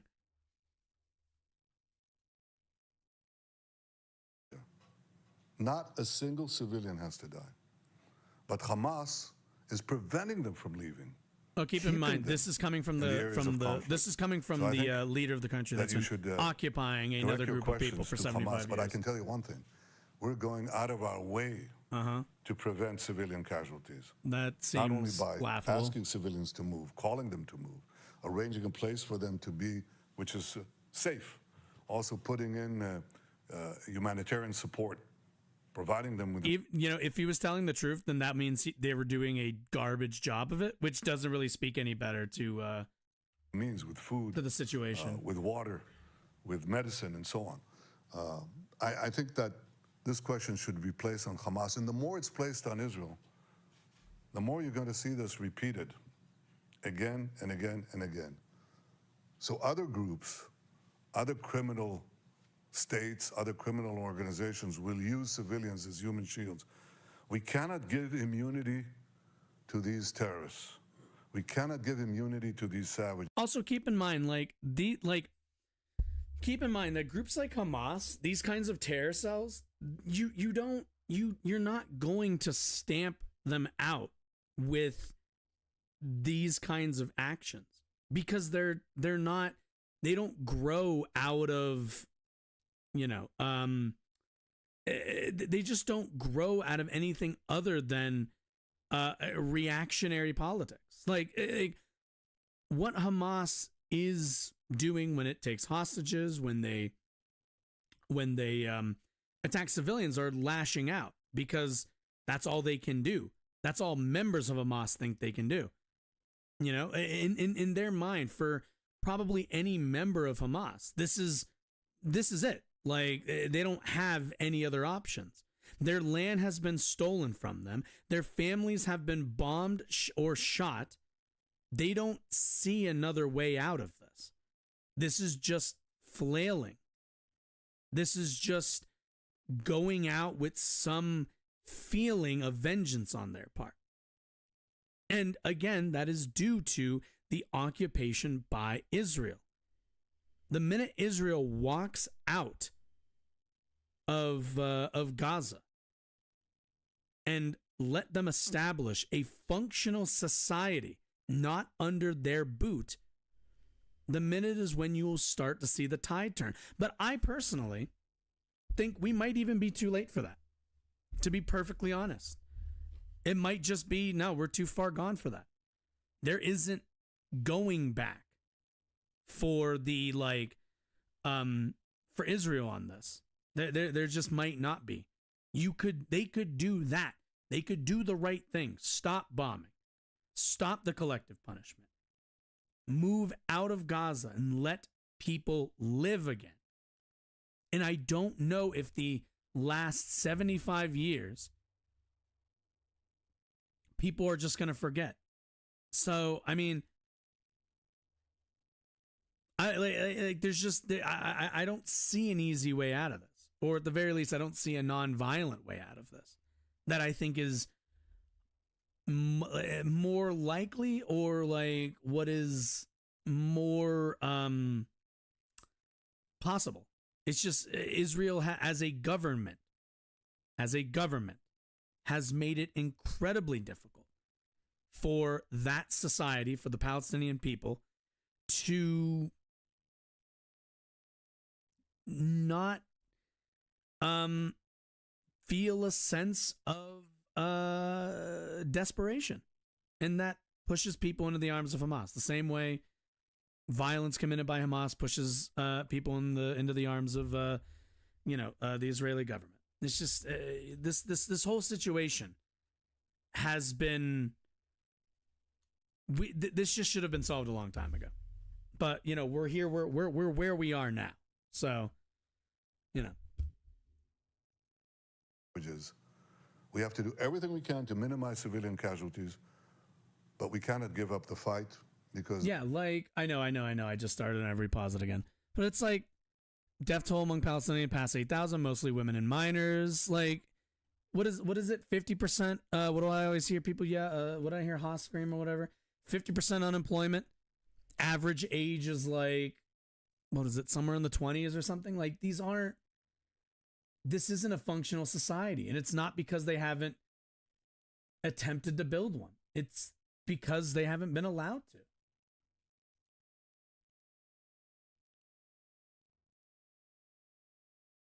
Then I think this will have disastrous consequences, not only for the future of my country, but for the future of your country, your countries. This is a battle of civilization against barbarians. The barbarians will do something that civilized countries will never do. And meanwhile, there's a fucking bomb over here fucking atomizing a bunch of people. And this guy wants to talk about other people being barbaric. Civilized countries will make every effort to prevent this. And I'll give you one example.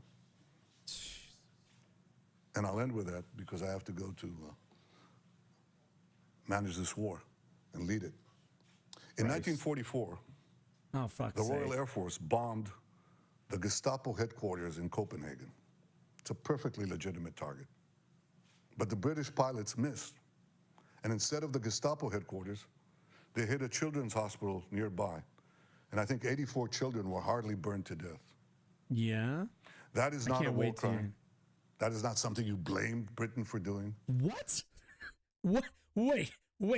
We're not going to blame Britain for accidentally bombing a fucking children's hospital? No. What? You're insane, dude. You're fucking insane. That was a legitimate act of war with tragic consequences that accompany such legitimate actions. Okay. I want you to think about that. He just said bombing a children's hospital, even if it's an accident, perfectly fine. You should not blame the British Air Forces for that. Jesus Christ.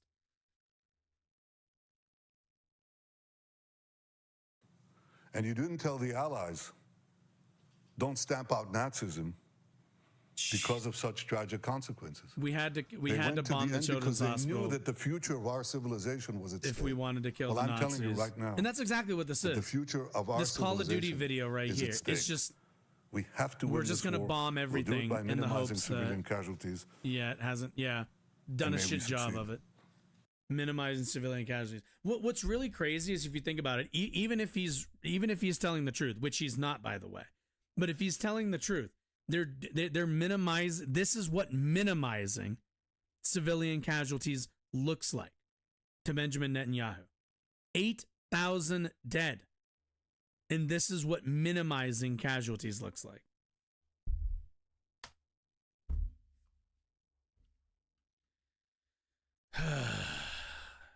Fucking A. Oh, I have this open over here too. Well, let's move this over here, I guess. Just keep an eye on. Yeah, we're gonna read this and then we'll maybe move on to maybe some more other stuff. Let's see. Oh no, this isn't like super long or anything. Okay. Hi, Ryan. The lights are off. Here's what we know about the life and death inside Gaza. In a chilling interview on this week's Deconstructed, Ryan Grimm speaks with Maram Al-Dada, who has been in regular touch with his family in Gaza as they've been killed one after the other. Oh, fucking beautiful. Yeah, like, I want everyone to realize, like, does this look like a member of fucking Hamas to you? Do these look like members of Hamas? They're like, it's just it's just we're bombing everybody, and if we get some Hamas guys in there, great. If not, it doesn't matter because we don't care. Let's see. Israel turned off the lights, cut the phone lines, and shut off the internet to Gaza on Friday night, plunging the region into darkness and isolation before launching a ground invasion. Only those inside, like, imagine thinking this is a fucking war and you're able to turn the fucking lights off and plunging the entire region into darkness before you invade it. And you have the gall to tell me this is a fucking war. Fucking A. War at least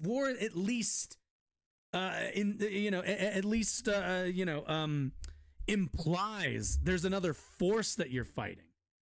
God. At the end of last week, I reached out to a source of mine from previous reporting, knowing that he was born and raised in Gaza, and asked him how his family was managing in the face of the bombing campaign. He told me that so far, 7 relatives on his father's side and 30 on his mother's side had been killed. Those are numbers that we have no ability to comprehend. I told him that if he was able to, he was welcome to join our podcast Deconstructed and tell their stories. After thinking about it for a few days, he decided to do it and spoke on Thursday evening. Oh, can we actually hold the phone?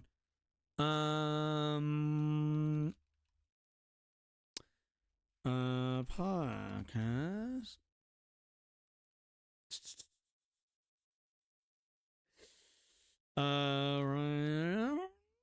Ryan? Can we find this anywhere? Not really. I guess not. I guess Ryan doesn't put it on YouTube. Okay. Those are numbers. Right before his sorry. Decided to do it, and we spoke on Thursday, the night before he lost all contact with his family. I first interviewed Maram for research I was doing for my new book on the Squad, the left, and their years-long fight with the American Israel Public Affairs Committee over Israel-Palestine.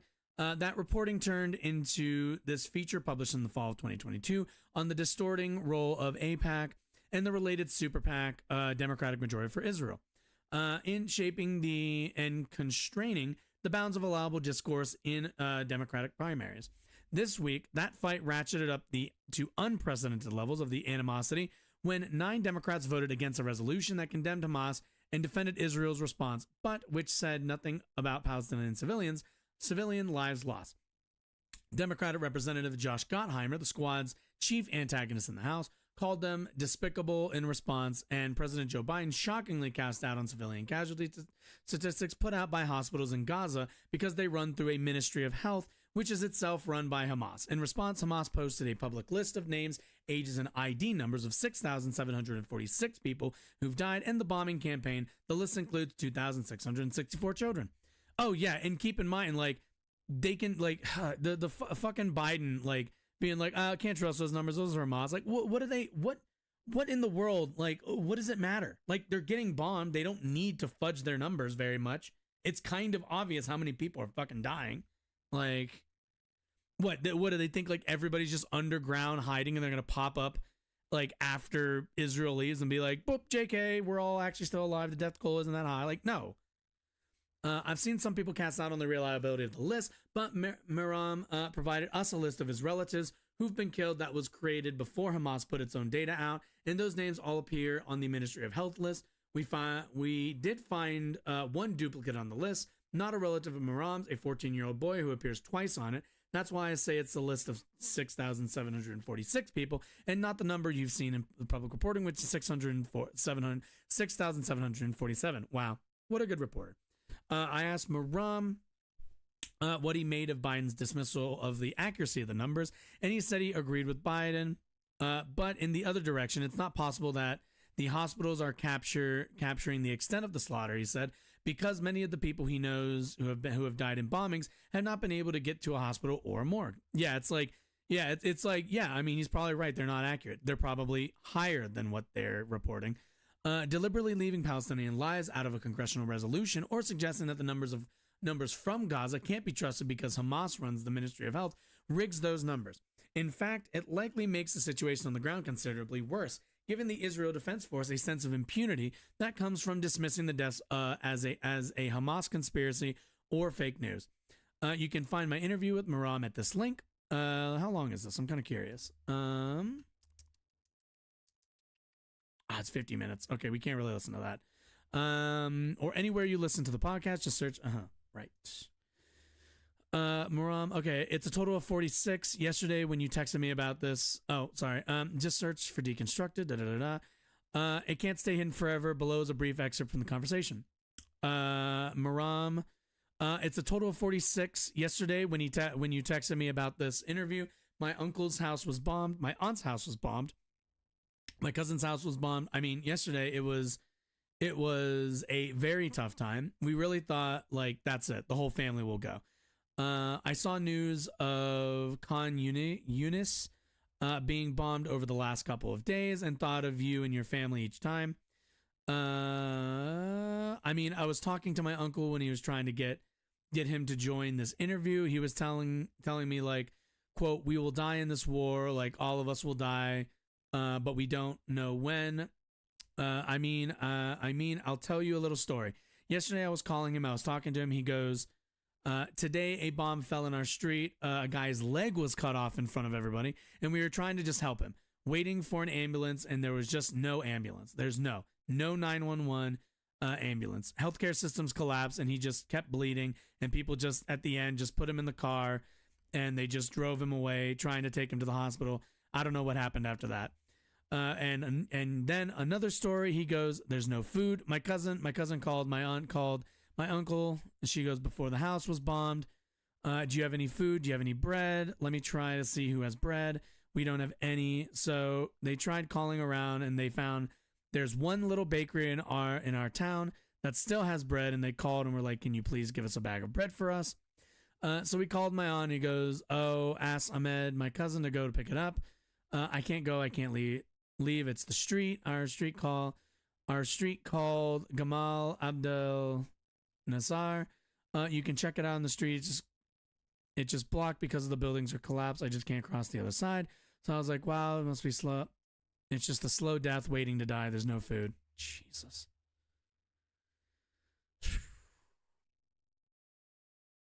And again, and like, there's just it's.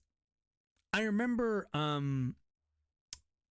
you know, I've really been disconnected from a lot of this. Like right before all this happened. So before all this happened, we went on like vacation and just as this was happening, we went on like a small vacation. I was like sick for a bit. Work kind of blew up and everything else. And like watching some of this was just like crazy in the sense of how just how stark a lot of the images are and how stark the situation is there. And you know, the Israeli forces, the Israeli government is going to come out and they're going to constantly say, oh, well, you know, we're doing everything we can. We have to fight Hamas, yada, yada, yada. When, again, and I emphasize this a lot, they are just creating the situation on the ground. Ben Shapiro, I saw you mention me on the iced coffee. Stop it. Why did you do that?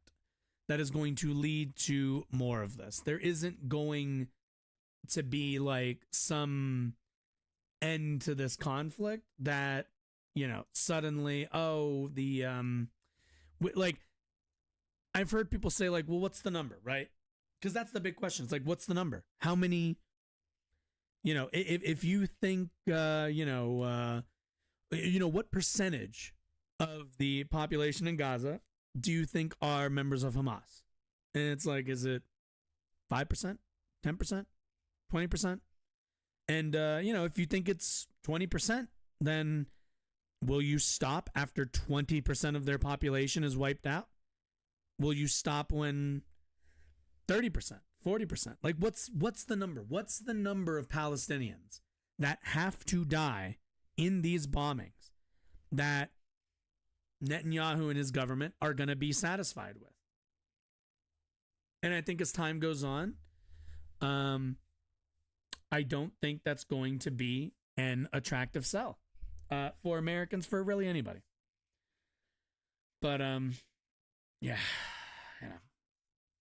But you know, to kind of stay on the topic, you know, I thought about like, you know, should we do fun videos or whatever? You know, should we do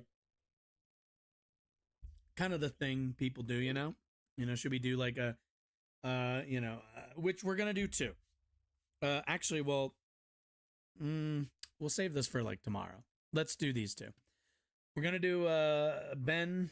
We're gonna do some Ben Shapiro, and then apparently Cenk showed up on Tim Pool's show. So, you know, a bit of a heavier topic, but then we'll get into it. We'll finish up with a light one, shall we? So, Alrighty, folks. So TikTok is filled with pro-Hamas people standing for the terror. Ah, yes. Okay, so let's all keep in mind, let's all remember our priors. Ben Shapiro, Zionist, xenophobe, racist. We all know the deal. Fascist, almost certainly. At the end of the day, you know, we all know where Ben Shapiro's going to stand. But, you know, Ben Shapiro likes to do this a lot. He likes to do like let me look at the most extreme you know, TikToks that I can find. Let me go seek out the best opponent and like demolish them. So let's go see if you're successful in that, and let's like respond to some of this nonsense. Terrorist group. We're going to go through some of their videos, and we will see what shining bright moral lights they have, how much nuance they can provide. This video is sponsored by our friends at Genucel. Whenever you start losing hope, just remember that this hashtag, the ones that say stand with Israel, got millions of views, but the Palestine ones got multi-millions of views. Oh, god damn, that's a B. Baby, almost triple. Don't ever let the media fool you. The people stand with Palestine. This is with all of the money that Israel spends on propaganda. That's also true. It doesn't matter. The people are still hashtagging Palestine way more and viewing it way more than Israel. So don't ever forget that. You know why that is? Because there are 15 million Jews on the planet, and there are 1 billion Muslims on the planet. Wait a minute. Whoa, Ben. Do you see how quick this turned into a holy war for him? Do you see? Like, that took 0.08 seconds. That took no time for him to go with well, it's obviously because the Muslims around the world have all come together and agreed that, like, no, you can, my dude. The global Muslims or whatever. And understand, this is no different what he's going to argue here is that there's some kind of global Muslim movement or whatever, or some global Muslim whatever. It's no different than the Jewish question dog whistle. Then the Jews run the world. That's all he's doing. All he's doing is obviously the Muslims run the world. So that's why it has so many views. No, Ben, unfortunately for you, it's simply that a lot of people see what's going on in Gaza. A lot of people see what's going on to the people of Palestine and go, those are a lot of civilians, a lot more than it seems like need to die, and they're disgusted by it. And you're not, because you're a racist, you're an ethno-nationalist. We all know Ben Shapiro is a deep Zionist. So, let's always remember our priors here. Because again, and I mean this in the starkest terms, to Ben Shapiro, this is nothing more than a holy war. This is nothing more than a holy war. He just wants Muslims dead. That's it. That is beginning and end of all of his concern for all of this. The planet. That would be the reason. I love the conspiratorial.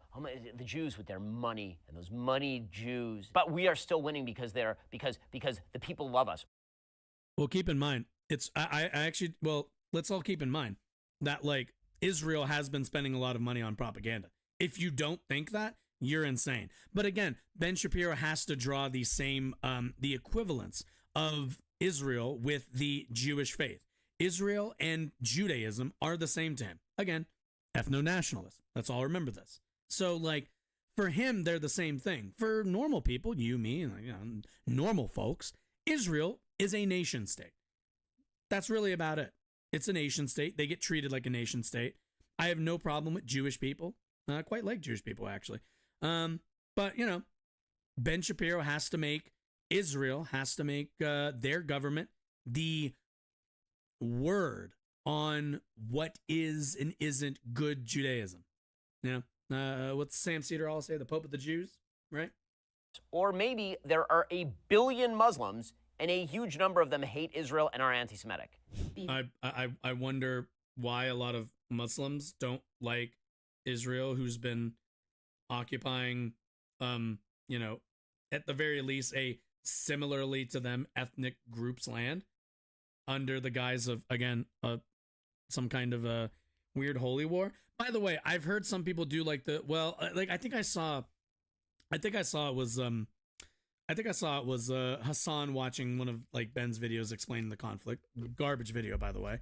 But it starts with oh, well, we need to go back to the Bible or whatever. And it's no, I don't care. I don't give even two shits about the holy war aspect of any of this. You all can again, this is all this is where the secularist in me is you can all fuck off with your holy wars. This is all the type of shit that it leads to, is a bunch of extremist groups fighting each other. The only difference is we've legitimized one of them, that being the right-wing government of Israel. Very careful of what you say about Israel. Any believer going against Israel, you are making yourself an enemy against God. I don't know how this Zionist propaganda made it to the black community, but it is incorrect. Goddamn. First of all, Palestinians and Israelis worship the same God. It's the God from the Abrahamic religions. True. Second of all, Palestine is not going against God by not wanting to give up their land to Israel, land that they've lived on for hundreds of thousands of years. Well, yeah, literally. Well, it's also who cares? They were living, even if they were living there 10 years ago, I don't really care, especially if your justification is, God said that's our land. Well, you can bring God into the UN and he can draw the lines then. Oh, hundreds of thousands. That's an amazing piece of news.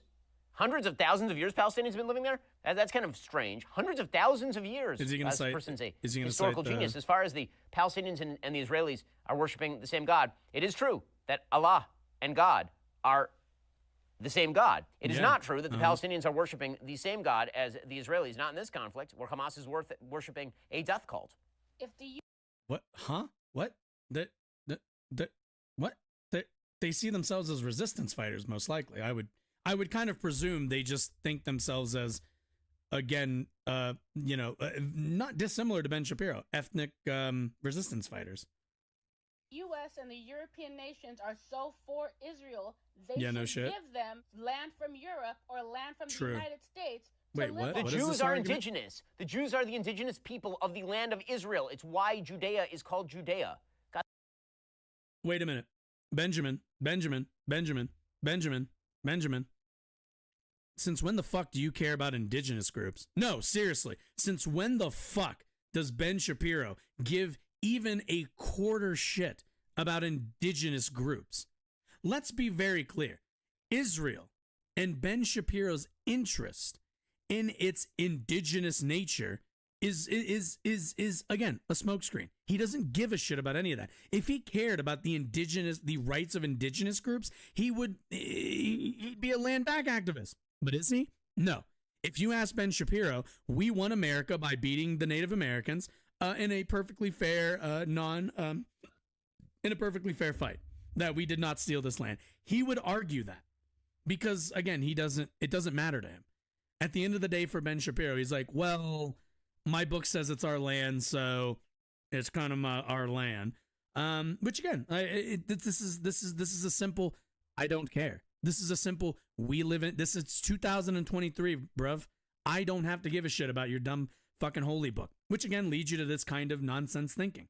At the end of the day, there are Palestinians who are living there, and they were being forcibly moved out of their homes and relocated, which I don't care what a holy book says. I don't care what the lines are drawn in that holy book. I don't care. At the end of the day, that's displacement, which in modern society is, not okay. Is like bad. It's like not good. I don't like it. The historic ignorance here, suggesting the Jews are somehow the colonial outpost in the Middle East, when Jews predated the existence of Islam by some 2 millennia or so. It's so crazy. These people don't know anything. They're so ignorant, and they are so unbelievable. Why does it matter? Again, like, do you know how many like different religious groups predate the Jews then? Did they get a claim to, does everybody get a claim to their indigenous lands all of a sudden? Trust me, he doesn't believe that.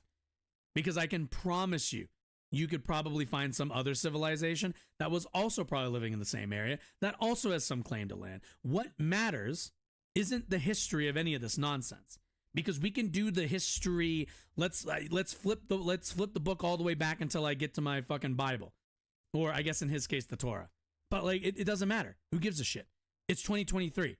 The lines have been drawn. We have international law. We have standards for warfare. The UN has already condemned Israel's expansion and their settlements. We're done here. We don't need to have this. This is a nonsense conversation piece. Displacement of people. I don't care if you've got a book that justifies it. Fuck off. Like, no. Unbelievably stupid. By the way, the argument that she's making about repatriating Jews to, say, Europe, where last time Jews were repatriated there, it ended really poorly. You know what I noticed? If you look at a map of the Middle East, Israel is like this big. And if you look at all the Muslim countries surrounding it, they're like this big. And yet none of them are taking in any of the Palestinian refugees. Weird. Weird how that works. Again, you can call me crazy. You can call me uneducated. Last time I checked, it was Israel who controlled the borders in Gaza and decide if people get to come and go as they please. And it seems like they haven't been incredibly interested with letting Palestinians come and go. Also, by the way, I don't think they should be forced to have to leave. Those people have lived there for 10 years, 20 years, 30 years. It's more than enough for me. As far as I'm concerned, you got the deed to the land. It's good enough for me. So why should they have to leave anyway? Why are they being restricted? Why is their movement being restricted? I thought we believed in freedom, Benjamin. I thought we were a libertarian or whatever, Benjamin. Strange.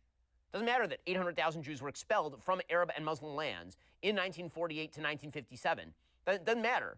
And that Israel took all of them in, and 0 Palestinians have been absorbed by anyone in the surrounding area, specifically to use as a tool against the Jews. Now, really, the United States should set aside a part of. What's the tool? Like what's the tool? Like what was the purpose? They live there and you occupy them for what purpose? Like again, you kind of got to be bought into a lot of this stuff, but it's like, well, for what? Why are you guys occupying them? Why not just leave them alone? Let them have their little slice that they've been living in. Why is Israel expanding into their land? Why have they been kicking people out of their homes? It's just a question. Also, keep in mind, Ben Shapiro also, funnily enough, wants to talk about, there's all these other huge countries. Last I checked, they don't have an Iron Dome. And last I checked, they don't have the support of the world's largest military behind them, the United States. And keep in mind, everybody who is, everybody who protests, everybody who stands with Palestine, understand what they're seeking. The action that they are seeking is a cease in support from the U.S. I don't control what the Israeli government does, but I damn sure can control what the U.S. government does. So I speak out against the U.S.'s participation in all of this. And through that pressure, hopefully, convinces the U.S. officials to back out of their support, which then would leave Israel with not quite as many resources to continue their occupation. But, at the very least, our hands can be not really clean, but at the very least, hands off after a point, and let everybody come to an agreement among themselves.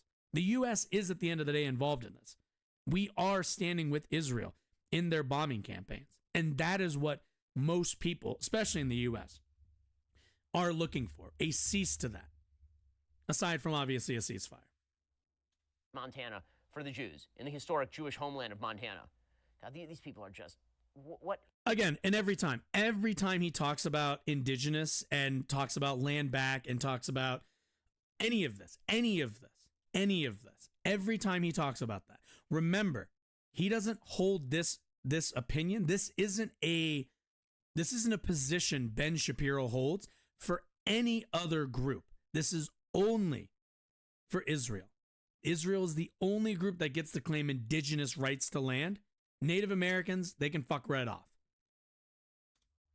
I can't even critique the stupidity. Every moment I spend with these people makes me dumber. It's unreal. They should let them make a country there, not on Palestine. Palestine is a fiction. Palestine is a fiction. It was made up by the Romans after the expulsion of Jews in 136 CE after the Bar Kokhba revolt. And it was made... See what I mean? We have to go back to fucking BC times, brother. Like, you can spare me with this. Made up with the name Palestine specifically to mock the Jews. Because it was supposed to be a representation of the Philistines. The Bible does not say anything about Israel because Israel was created in 1948 when the British and the United Nations decided Oh, by the way, yeah, I mean, obviously we all have to remember that, like, a lot of this, what we're seeing right now, was all set up by the, what's the word I'm looking for? The, what's the word? Interference by Western forces in the region. Like, at the end of the day, this was British and U.S. forces and Western forces in general, drawing lines for a region of the world they are not at all in charge of and have no claim over. And again, Ben Shapiro, he likes that relationship where Western forces draw them a nice line and go, all right, we drew the lines, you get the land you want, they get whatever, and when they fall into some trouble, when they occupy some territory, when they kill some civilians, and Western forces just kind of go like, we appreciate you not doing that, but I guess if you're going to do it, then we kind of got to support you. But, it's just, we already fucked this up with our involvement, and our involvement ever since then has only continued to further fuck up the region. We have, as Western powers, we have just utterly failed the Middle East in terms of trying to shepherd it into democracy and all the rest of the stuff that we venerate here, which I think are good values, democracy, liberty, stuff like that. Like, I think all of that is good, but we have done an utter shit, garbage, dog shit job of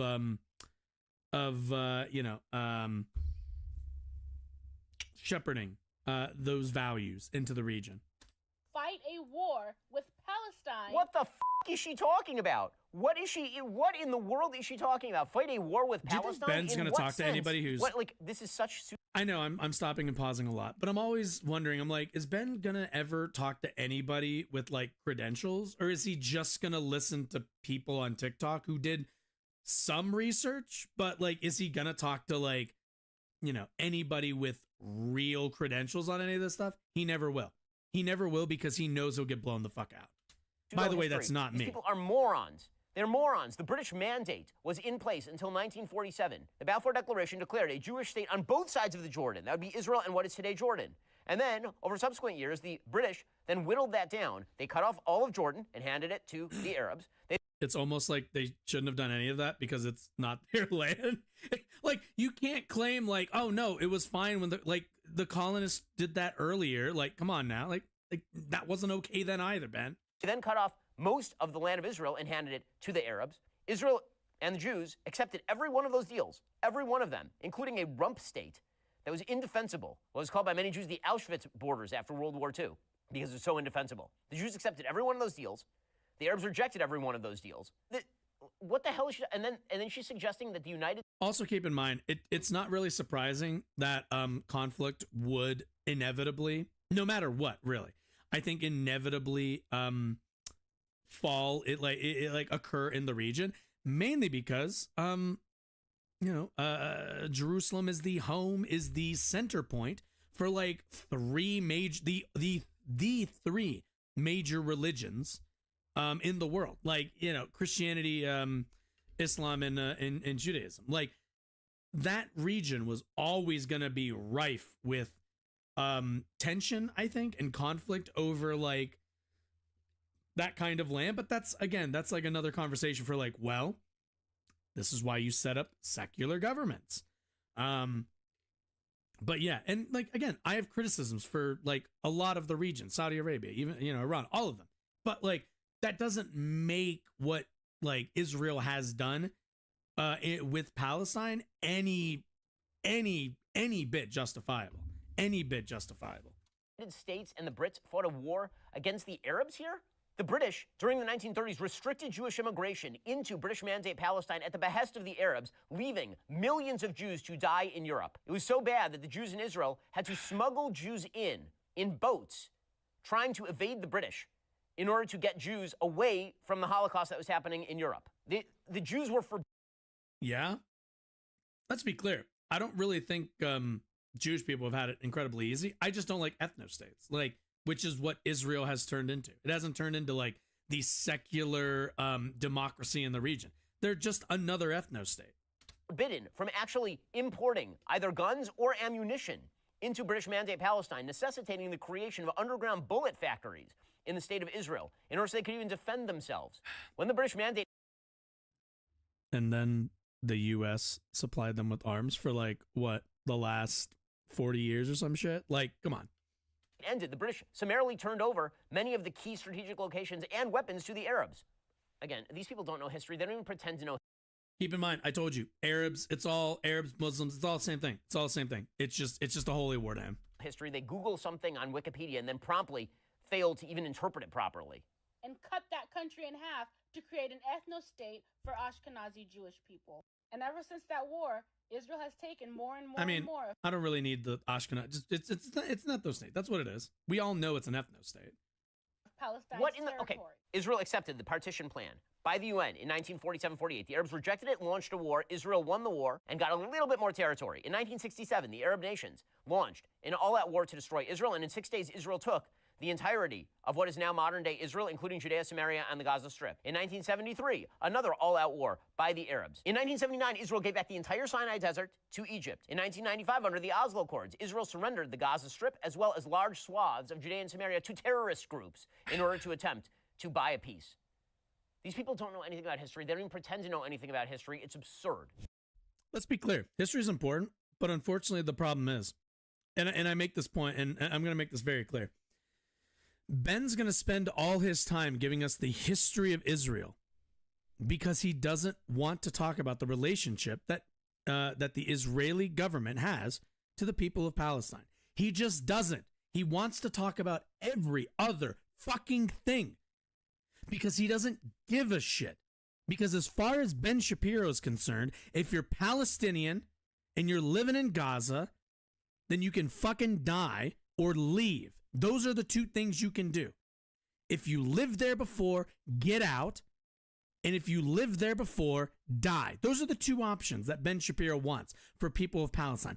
I don't give even a quarter shit about all this historical bullshit. Because at the end of the day, they have been occupying these people for 75 fucking years. If they wanted some kind of peace in the region, or at the very least, not to have Hamas build up, then guess what? they could have ended the occupation. But no. They wanted their land. They wanted everything else.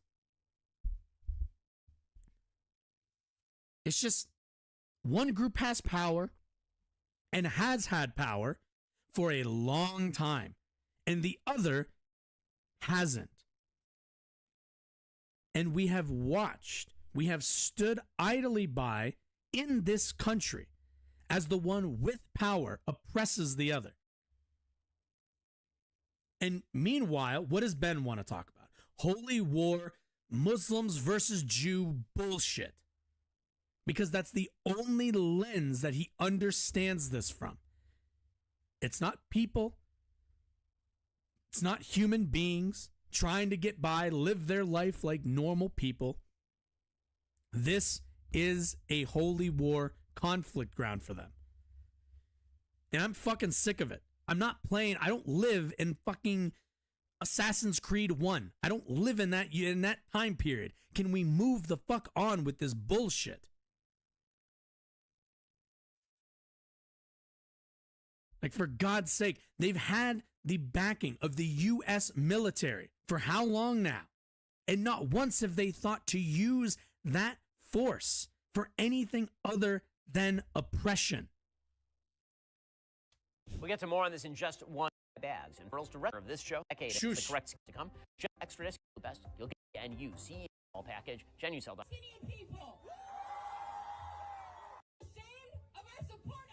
Genucel.com/Ben. That's whatever.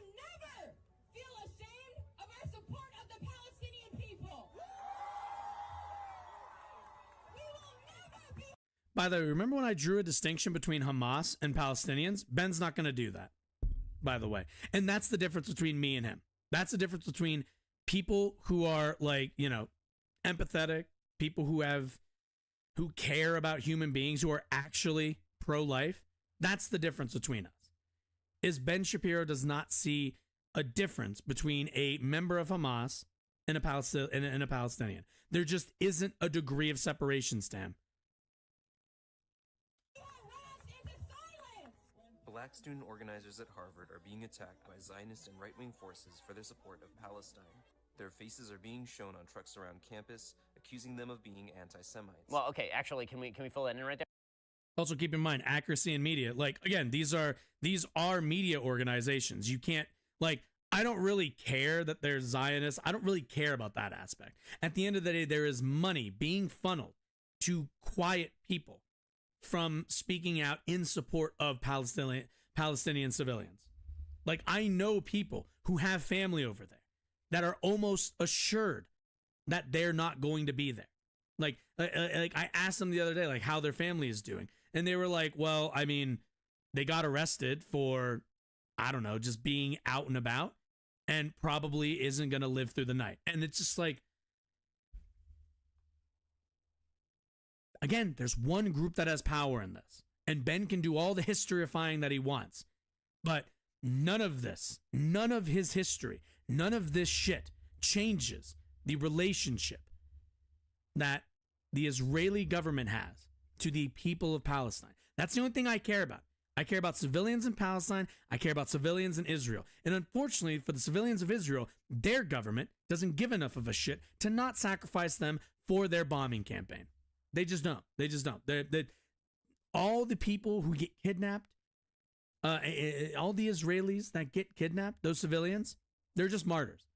They're just tools to motivate the people to be okay with more bombing of Palestinians. That's all it is. That's all it is. The reason that those trucks are on campus is because a bunch of student groups signed a statement blaming Israel for the massacre of Jews and backing Hamas. That would be the reason. Whoa! Was it that last part? Because I can believe the first two. I can definitely believe the first two.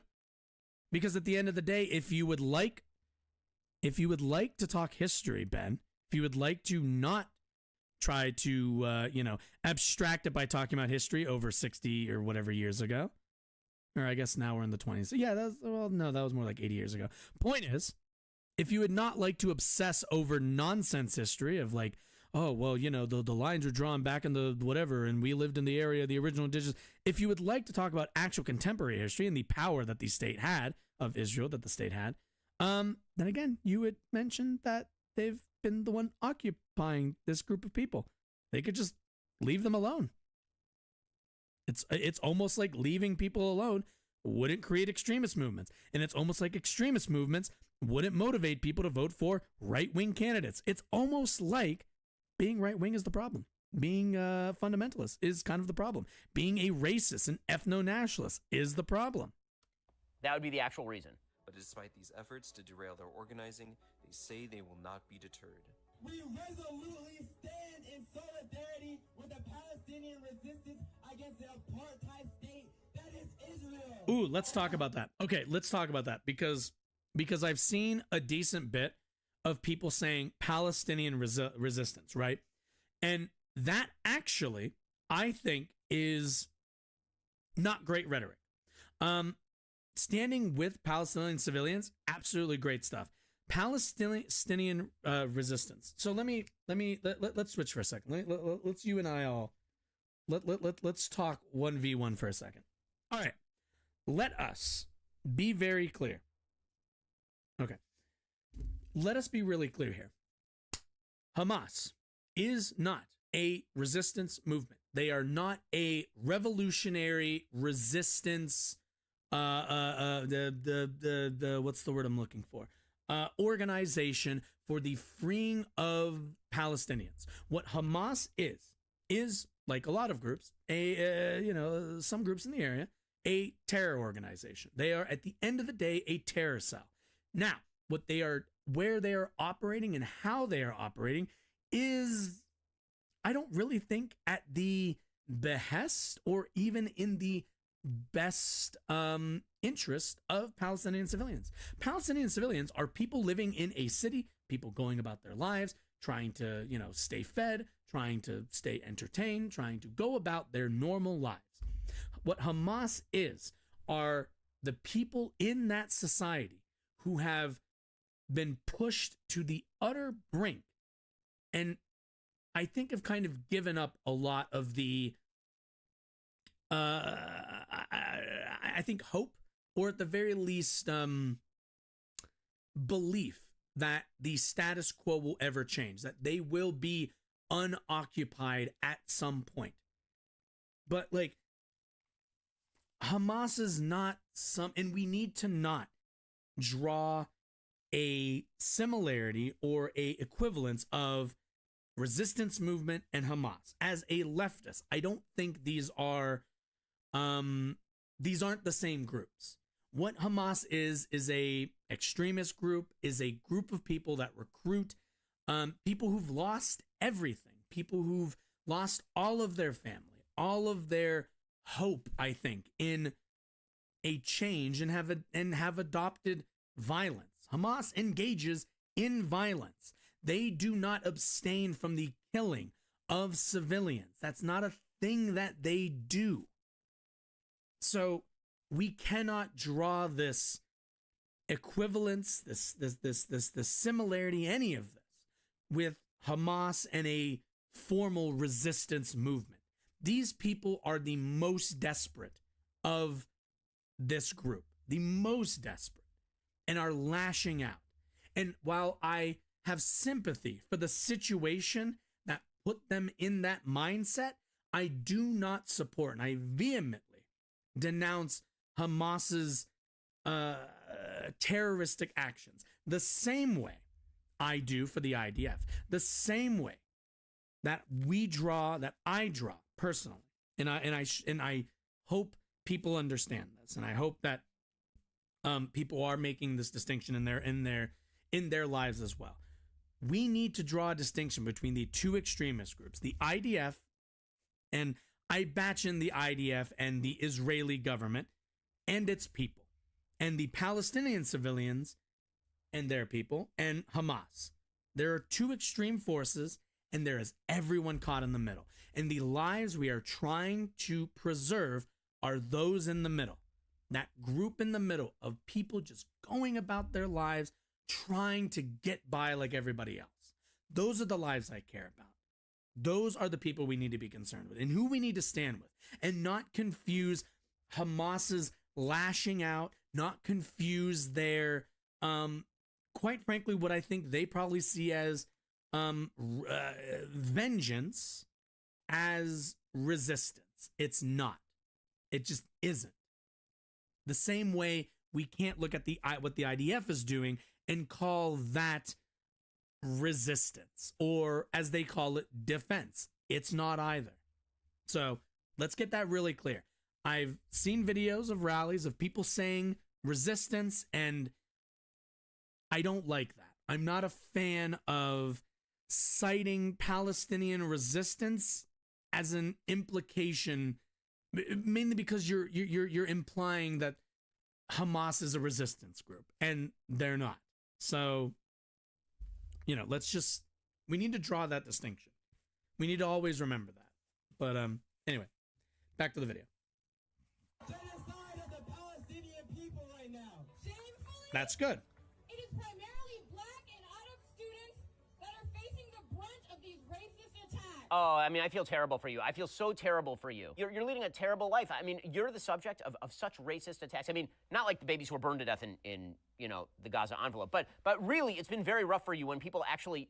Again, the only babies... again, keep in mind, he says babies. He only cares about one kind of baby.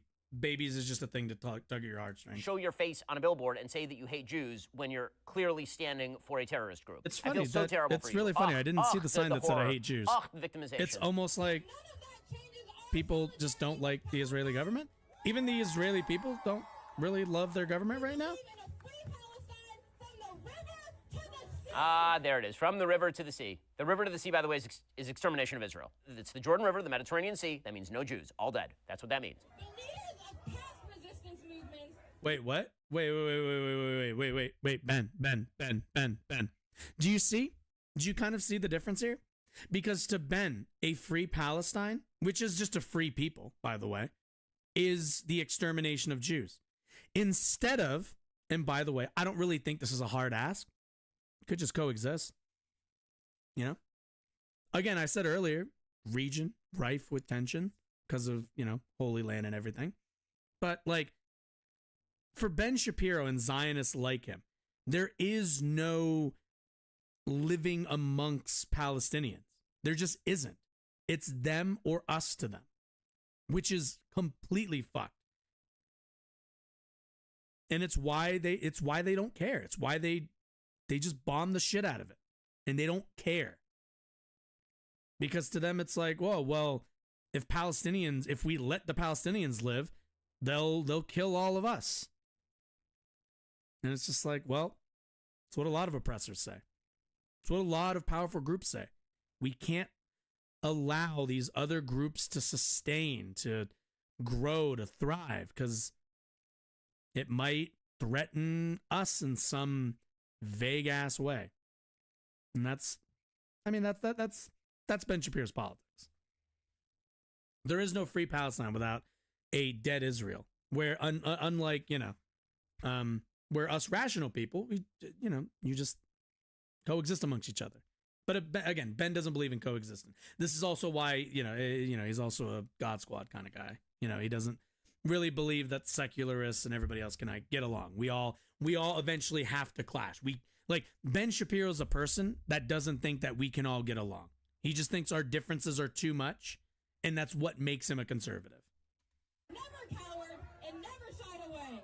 We are here today to do the exact same. That's Spider-Man? Okay, well, that's fine. No, I You think just don't that's have just to a work red for any sign. big law firm. That's okay. It seems to me that if you are a big business, if you are a legal firm, you have no obligation to hire people who support baby murderers. Actually... Excuse me? Well, wait, Ben, isn't that cancel culture? I'm sorry. I thought we didn't believe in cancel culture on the right. Hamas started this whole thing. Remember October 7th? Actually, that's wrong. Before October 7th, Israeli security forces killed 248 Palestinians, and 40 of them were children, and that was just this year. And if you want to go back further than that, we can look at the recent history of war crimes committed by the Israeli government. Operation Protective Edge in... I like this. Okay, so this is what I mean. There's a lot, the rhetoric around this is really, really, really, really, really fucking important to me. But I like I like to see when people say Israeli government or again the or IDF. It's the same thing. But That's a lot cleaner in my opinion, because you don't want to, this isn't about, again, this isn't I never want to make this about Jews and Muslims, and I don't want to make this about Israelis and Palestinians. This is at the end of the day about the Israeli government and their policy on Palestinian lives. 2014, Operation Pillar of Defense in 2012, Operation Cast Lead in 2009. What started each one of those operations? Islamic barrages of rockets into civilian centers in Israel. That's what started each one of these operations.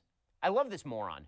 I guess the idea here is that, if you point out that what has caused the current conflict is the mass. You know what's funny? By this logic, all you have to say is, well, what caused those barrages? And then you just keep doing that, where it's like, well, what caused this? Well, this was a response to that. And that was a response to this. And it's never ending. But again, and this is why Israel is more at fault here for this entire conflict. They have always had the power to press the stop button on that tit for tat. And they've decided every single time to not do so. The Israeli government. The government's just never decided, maybe we should just stop. Maybe we're good. Maybe we can find a way to just be like, nah. But again, I said it earlier, there's somebody who's going to benefit, and they might be the prime minister. Who knows? Massacre of 1,500 Jews. Like, well, before that, Israel killed other Palestinians. You're like, yeah, but why would they do that? And the answer is because they were associated with terrorist groups. And he's like, yeah, but what about the conflict before? Associated with terrorist groups. By the way, I love that. Even Ben can't lie correctly, or at the very least, he can't even lie well. Associated with terrorist groups. You have any idea how many people we bombed in Iraq and Afghanistan because we believe that they were associated with terrorist groups? Yeah, this is just I don't know. We kind of got a hint that there might be one member of Hamas in this one family. So we decided to fucking nuke the whole family. Why not? We get everybody, then nobody's coming out for revenge. Oh, you mean because the terrorists were firing rockets into Israel? It's an infinite regress of dumb here. Just name a bunch of operations that actually explaining why the operations were initiated. Yeah, but you don't mention why Cast Lead happened. Hamas fired rockets into Israel. And that was because Israel broke the ceasefire agreement they had on November 4th, 2008, while the entire world was in euphoria over the United States electing its first black president, Barack Obama. Israel used the opportunity to break the ceasefire agreement and raid Gaza and kill Palestinians. Again, I don't need to. Okay, let me be clear. I'm not an expert, but if that timeline's actually, accurate, I'd say that's a pretty good start point then to the current conflict. I mean, certainly, obviously, we're not going to discount the last 75 years of occupation, but any ceasefire is basically like, okay, if we're going to stop right now, if this is the ceasefire, then, whatever, then we're this, once it starts up again, it's on whoever. But it doesn't matter anyway. It doesn't matter anyway, because at the end of the day, Israel's always had the power in the relationship. So it still falls on them for continuing to sacrifice their citizens so that they get an opportunity to kill some Palestinians. For no reason, they're just raiding Gaza, just for fun. They just raid Gaza. To do what exactly? To steal their nothing? What would the raid entail? What would be the purpose of such a raid? Ooh, can you explain? Are we not going to deny what are the the raid? great valuable jewels being held in Gaza that the Israelis desperately need to get their hands on? Israel's so desperate. Whoa, Ben. What was that? The anti-Jewish sentiment there, implying that your people are greedy or something. Whoa, buddy, calm down. Wanted not to be in Gaza. They surrendered the place to a fucking terrorist group for 20 years, who then spent every last dime building rockets and terror tunnels so as to murder 1,500 Jews. Yeah, because they've been occupied the entire time. If you left them alone, you wouldn't see the rise of Hamas. Again, Palestinian Authority was depowered. They were an organization that was a more legitimate and less extremist faction, but they weren't really taken seriously. And if I can find that quote, there was a quote from I think Netanyahu. I got to find it real quick. One thing that I've noticed, they keep saying they're running out of power, they're running out of fuel, they're running out of water. You know the thing they haven't been running out of? Rockets. Well, you're leaving out a lot of context. You got to go back further than that to 1967. Yeah, let's go back to 1967 when Israel started a preemptive war. Egypt was mobilizing its air force. Syria and Jordan, and took more land from Palestine further enclosing Palestinians into the Gaza Strip. They illegally occupied the Gaza Strip and the West Bank. Which, by the way, the UN has already, not the US sadly, but the UN has already, we already settled. This is already settled. Like the occupation, the occupation's already like condemned by the UN anyway. What has been formally condemned ever since 1967 as an illegal occupation in violation of international law, unilaterally condemned by the World Court. Who gives a shit about the World Court? True. You mean organizations staffed by people? Yep. Oh, did an organization that's like, did an organization in the UN condemn something? No, I don't care. I just don't care. Because it's always like, Ben wants to do, it's always like, if anybody disagrees, I just don't care. And it's like, all right, that's fine. But like, at the end of the day, like, it is the government that you support killing a bunch of civilians, which, again, if all you care about is civilians, if all you care about is life, like somebody like Ben Shapiro pretends to, it wouldn't really matter if they're Palestinian or not, or whether they're family members of Hamas. Like, you'd be disturbed by all of this anyway. But, again, Ben Shapiro doesn't give two shits about Palestinian civilians. Oh, man, let's see. Here we go. Let's see. When was this? October 23rd. Oh, October 8th. For years, Netanyahu propped up Hamas. Now it's blown up in our faces. Yep. Okay, this is the sentiment I'm talking about. This is the exact thing I'm talking about. For years, various governments led by Benjamin Netanyahu took an approach that divided power between the Gaza Strip and the West Bank, bringing the Palestinian Authority president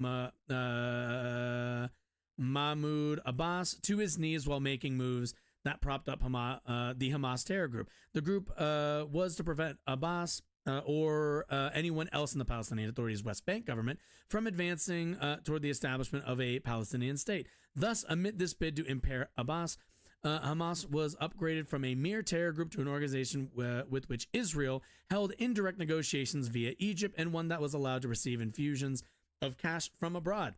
So, like, yeah, at the end of the day, if Ben Shapiro's so worried about the terror group, then maybe Netanyahu and his government shouldn't have propped them up. Like, maybe they shouldn't have created the, again, it always comes back to, and it's why I blame Netanyahu more than probably anybody else for the conflict going on right now. It's almost like Netanyahu and his government kind of knew they'd benefit from increased and escalated tensions because, again, chaos is a ladder. Like, and look at that. Now he's more in power.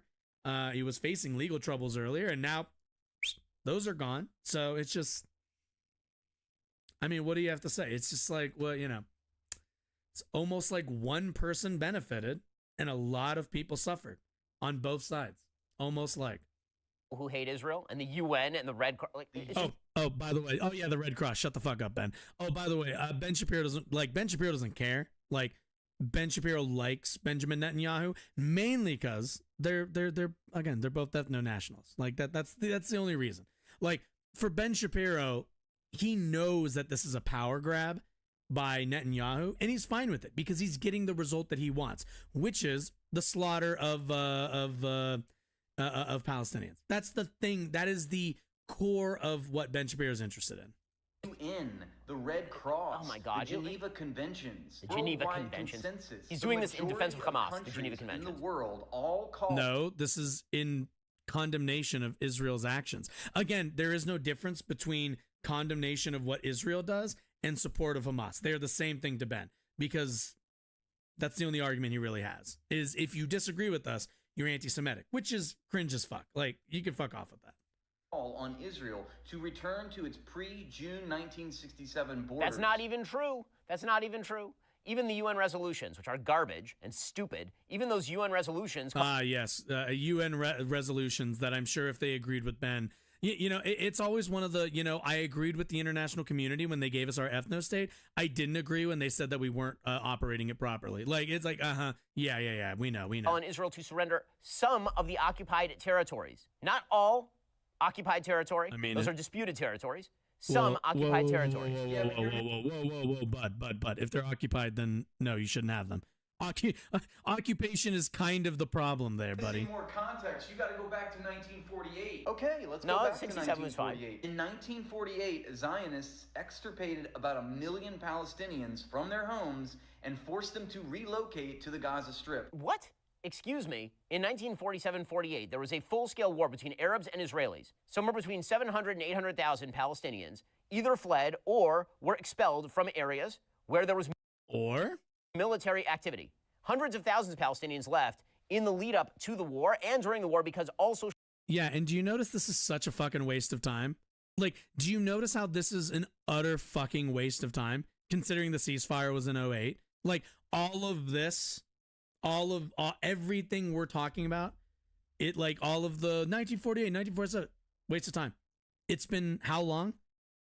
And you guys have had the ability, and, like, the Israeli government has had the ability to make a decision on Gaza and the Palestinian people for all this time, and they've just been weighing out their options for 75 years? Like, okay.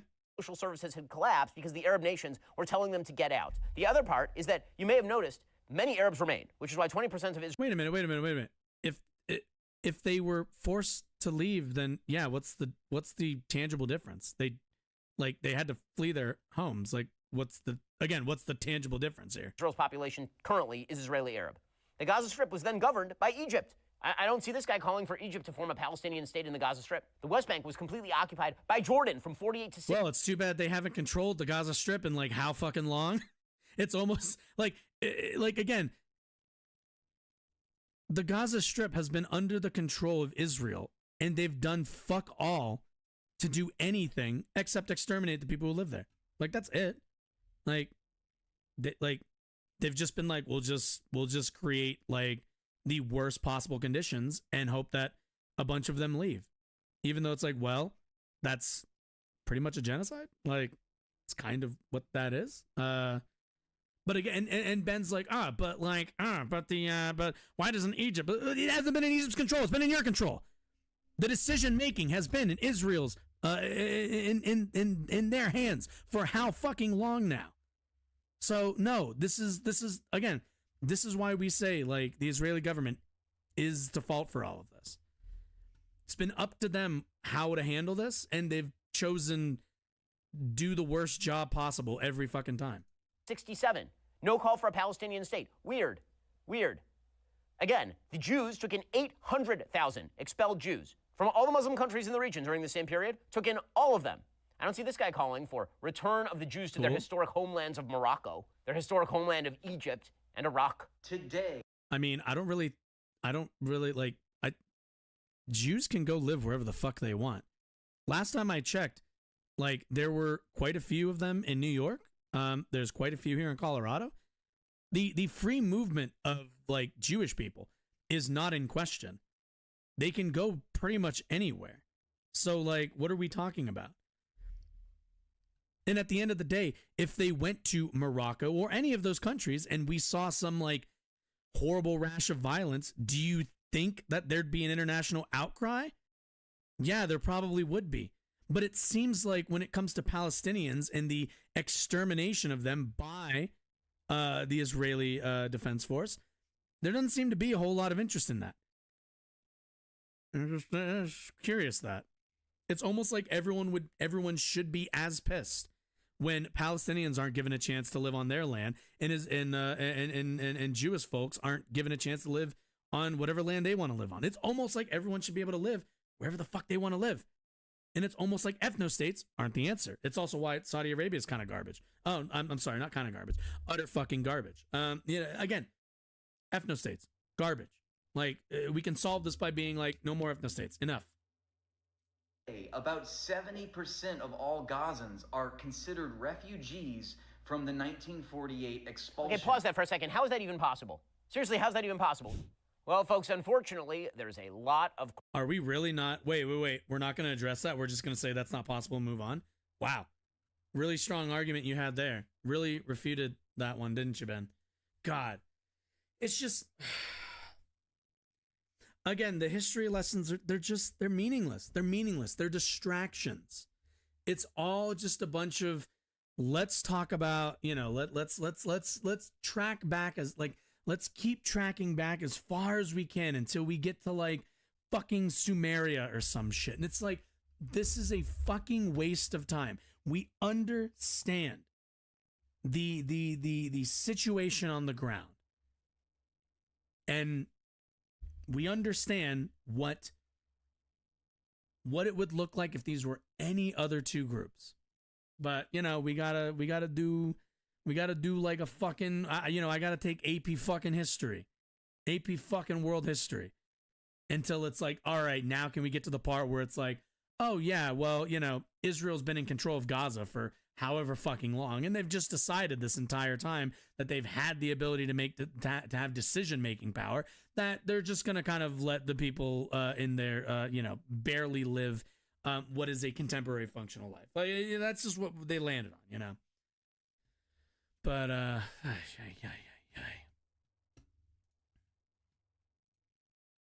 makes me really sad. There was like one chatter who was like, "What's your opinion on all this?" And then, I mean, I gave a very long answer and was already in the middle of a rant, but they never responded. So I have no idea if they agree with me or disagree with me. But anyway, all right. Shall we, I guess let's do something fun, I guess. Oh yeah, well, actually I can address the Biden thing with this video. So let's do it, shall we? The fuck is this? Infringe gun rights in America. Ugh. Yeah, again, anybody who wants to talk about gun rights, just tell me why Massachusetts has such a low gun violence rate then. Yeah. Oh my God, that's loud. Okay, 1 second. Let's talk about you run for president. Yeah. Can you be president? Oh yeah, right. Okay, let me intro this slightly. Cenk Uygur, host, founder, the whole shebang of the Young Turks, is running for president, and I guess making the rounds in all the media, or at least like making the rounds in the online media. Showed up on Tim Pool. I didn't even know this until I was randomly looking, and again, this is probably a little bit of a lighter topic. He's running because he thinks Joe Biden is not going to win. If you asked me in September, my answer was he's probably going to win, but it's not going to be the most exciting election in the world. That's kind of my guess. I don't think people are going to look at where they are now and see Trump running again and go, yeah, I want that back. Like, I don't foresee that. That being said, now after the conflict has begun in Gaza and everything else, in the Biden administration's, quite frankly, piss poor dog shit position on everything, I would have to say I'm growing less optimistic, and that's mainly because the young voters, I think, see the situation in Gaza, see the situation in Israel, and I think see it for what it is, and aren't incredibly favorable to Israel's campaign. And unfortunately, the Biden administration is on the other side of that, and he is losing support for with young people. There's no way around that. He is losing support, and he will continue to lose support with the youth demographic. The more he defends Israel, and the less the more that he refuses to recognize the humanity of the people of Palestine. There's no real way around that. So that's not good, and that could put his chances at risk of winning in 24. The only thing I would say, and the only argument that I can make in favor of Joe Biden, for people who are disappointed with his rhetoric and with his position, is you're going to have two options. You're going to have Biden, who has a piss poor position that I think he's, as of right now, I think between now and the election in November in 24, in a year, I think he can be moved on it. In between now and a year from now, I think Biden can be moved on that position. I don't think Trump can, and I don't think any Republican will be. So, if you are disappointed, hit the streets, protest, march, do everything you can to push this administration towards supporting, at the very least, the humanitarian efforts and the at least start to speak kindly of the people of Palestine. That's what we can do, and we can try to affect that change. But abandoning, Biden and abandoning the Democratic Party, and which isn't great. The entire party isn't great on this issue. Isn't going to bear more advantageous fruit for us or those in Palestine. It's just it's not going to happen. So, and that's the strongest argument I can make. That's the only one I'm going to make going forward if this becomes a real electoral issue, is you have bad or you have worse. And I don't like the options. You're not going to like the options, but those are the options. And being an adult is all about making those decisions and, sucking it up when you don't like it. Which again, it's not convincing, and it's not fun, and it's not exciting. It's not any of the things that we, like to rally around, but it is what it is. But anyway, that's why I'm worried that Biden might face some trouble over the next 365 days. But let's hear Cenk out. The argument being that you were not born in the United States. Your parents were not American citizens when you were born? No, they weren't, actually. I saw you said that. I appreciate that you were looking for... you were almost looking out for me, but they weren't. No, I'm just I just want to know. A lot of people on Twitter were saying that you're... the first thing that happened was we talked about your campaign. The first thing I said was, if it was between like Mitt Romney and Joe Biden, I'm voting for you. Yeah. And... damn right. CenkForAmerica.com. But it's because... I even donated to Nancy Pelosi's... I also just don't know what Cenk's angle is here. I really don't. I'm assuming it's to push Biden to the left, which is good. I'm like fine with that. I don't know how, we're a year out. I just don't know how successful that's going to be. But, all the power to him. I mean, progressive primary rival. It is what it is. Because I think, she's prime evil. I would rather have an idealistic young person who's wrong than evil corporate Nancy Pelosi enriching herself through government and squeezing the vestiges of power until she dies. It's horrifying. But when this came up, Phil Labonte immediately was like, Cenk's not a naturalized citizen. He can't be president. And I was like, oh, okay. I have no idea if I'm a naturalized citizen. I just thought about that. Explain, good sir. Yeah.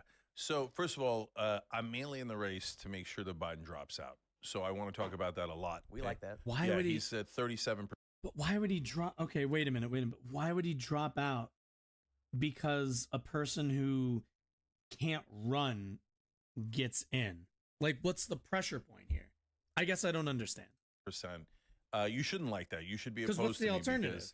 Because, the Republicans and the alternative? right wing should want Biden in this race. He's the weakest possible candidate for the Democrats. He's sitting at 37% in the polling. He's down 10 points in independents, down in 5 out of 7 swing states. I have him at over 90% likelihood of losing. So if you're a right winger, you should turn around now and be like, yeah, let's go Joe Biden. Okay, whatever the opposite of let's go Brandon is. Because that brother's going to lose. There's almost no chance he wins. I agree. And he doesn't know how to campaign. He doesn't know how to fight for his voters. Like Mike Johnson gets elected Speaker of the House, right? I think he's extreme MAGA. I think he's a nut job in 1,000 different ways. We can get into it later. And then when the press secretary is asked about it by Peter Alexander at NBC, they get into Biden mode where they're like, well, that was in the past and we're looking forward to the future and we're looking forward to working with him. Why are you...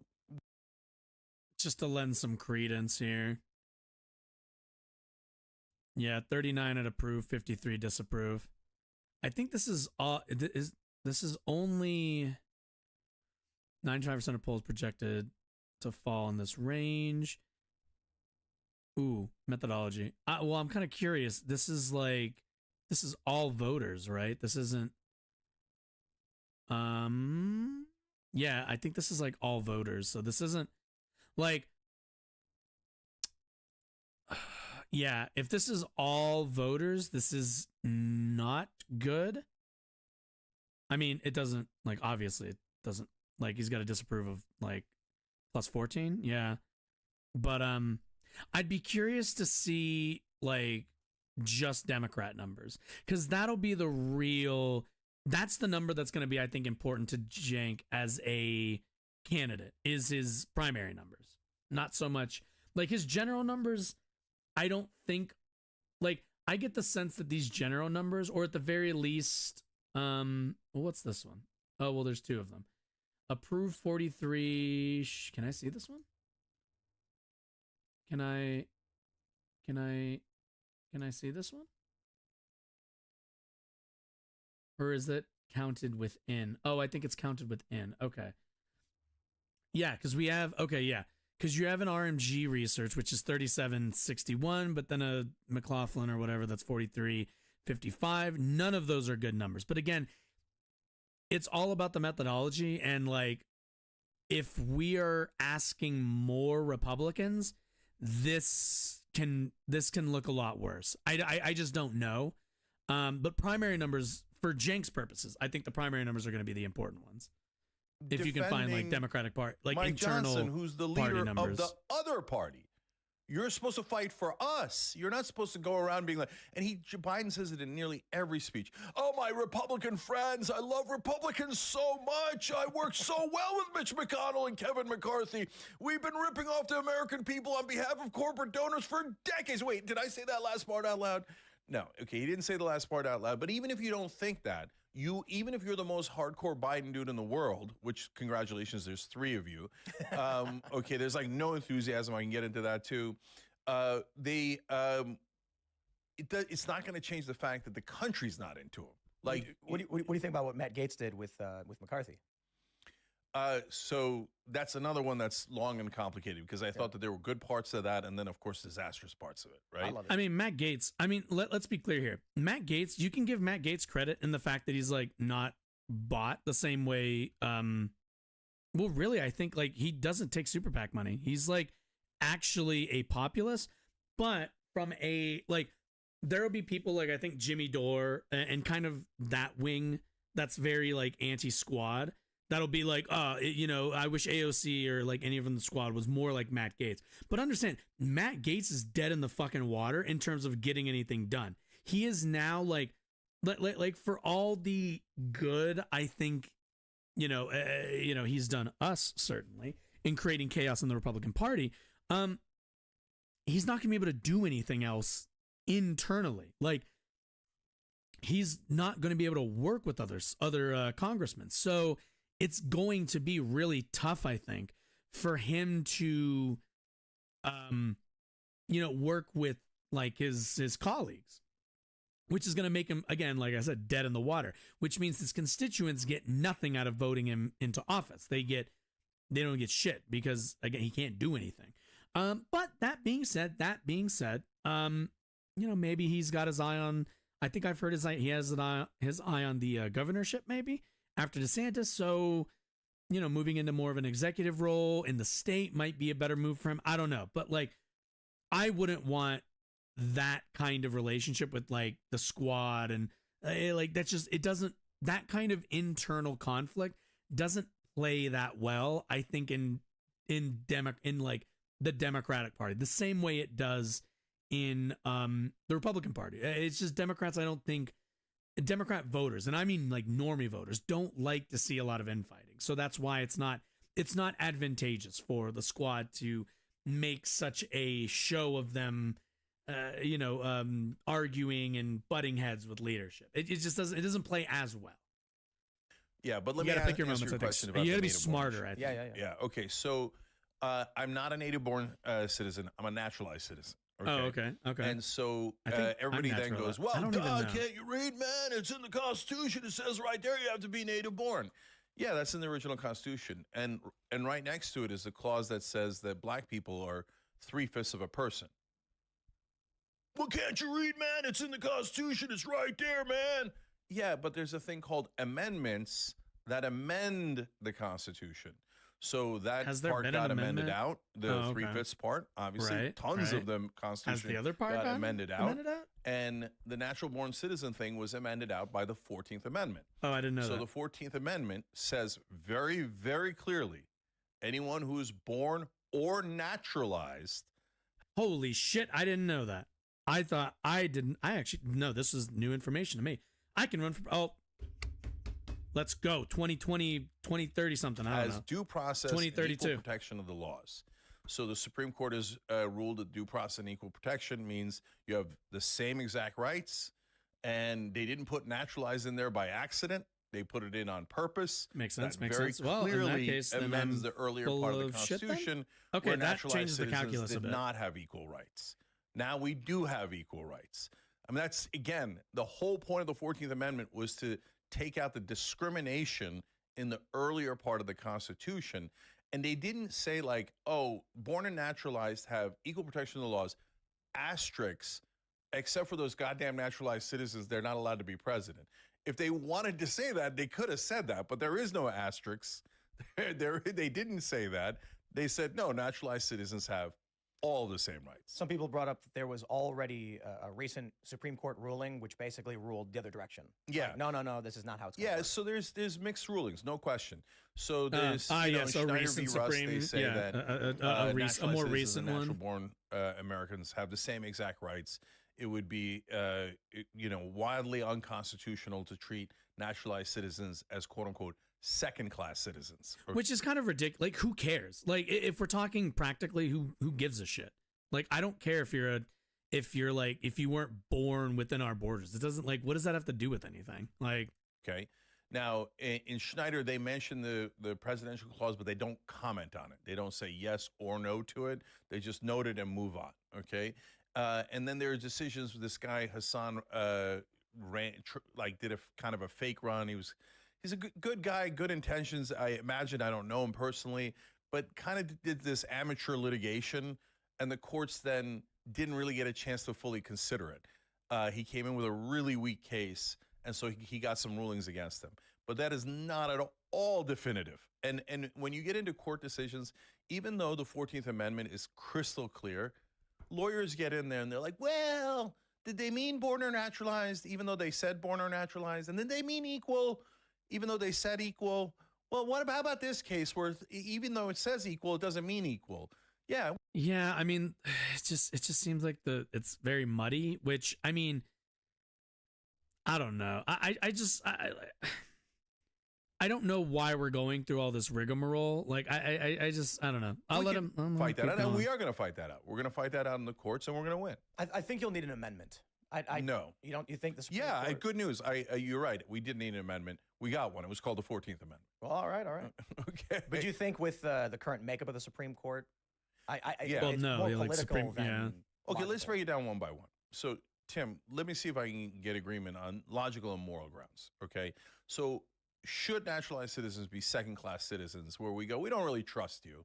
Nope. Like in the beginning, the reason they put that into the original Constitution hundreds of years ago is because back then the Habsburg dynasty was sending in princes into other bloodlines and royalty and stuff. Oh yeah, and keep in mind, we all have to remember this is like a thing about, like, when people talk about the Constitution. Understand it is a political document, not just in terms of like organization and stuff like that, but it's also like the way that they wrote the Second Amendment is written in a way that it is written in a country by a group of people who at the time were at war. So like the context behind why the Second Amendment's written how it is and why it was even included in there, and with a lot of things, with a lot of amendments, with a lot of the Bill of Rights and stuff like that, a lot of that. These are political documents, and they are, and like when people do like the originalist, originalist meaning, and it's like, well,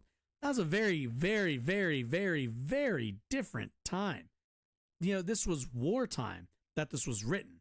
So I mean, it's always the we always have to remember that there's a lot of context to where the founding documents come from, and I don't personally believe we should treat them as if they're you can never change them, because you have to. We can't live like it's 1776. We just can't do it. We can't do that. Stuff.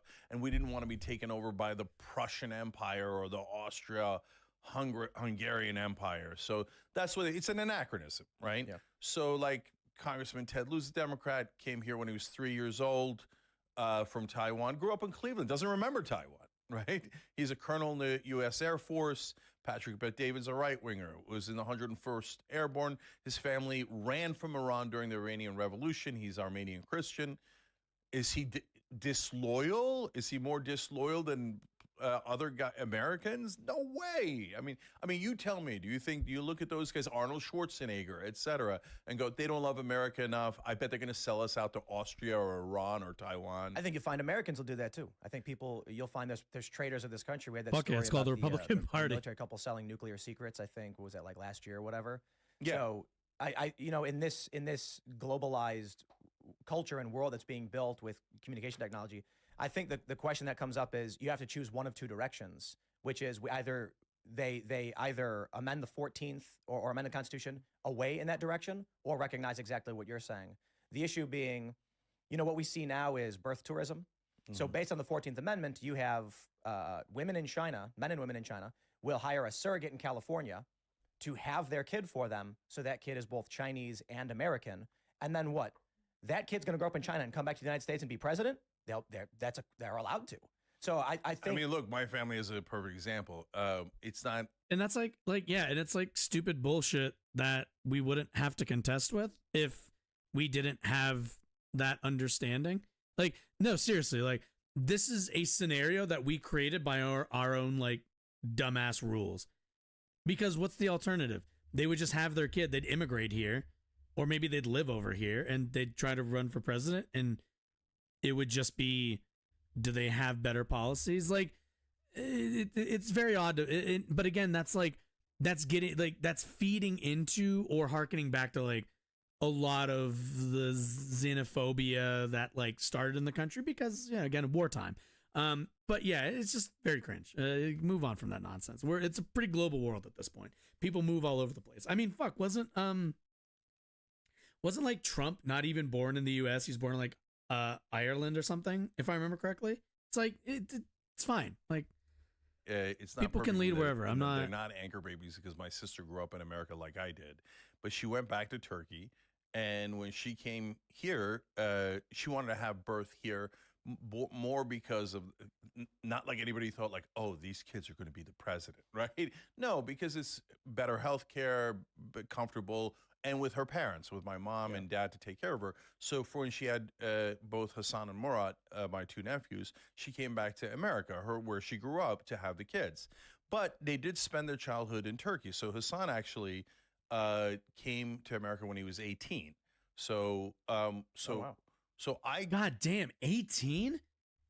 I thought Haas was fucking here for a lot longer than that. That's crazy. Grew up in America, and culturally, I'm 100% American, right? And this is my point, right? If that's actually wild. I thought Haas was here a lot longer. As a surrogate, give birth to their son in California, who is then immediately at the age of 2 months brought back to China, raised completely under the CCP, and then at 35 moves to the United States and says, "I'm going to run for president." I think we'd be upset with that. We'd say, wait, hold on.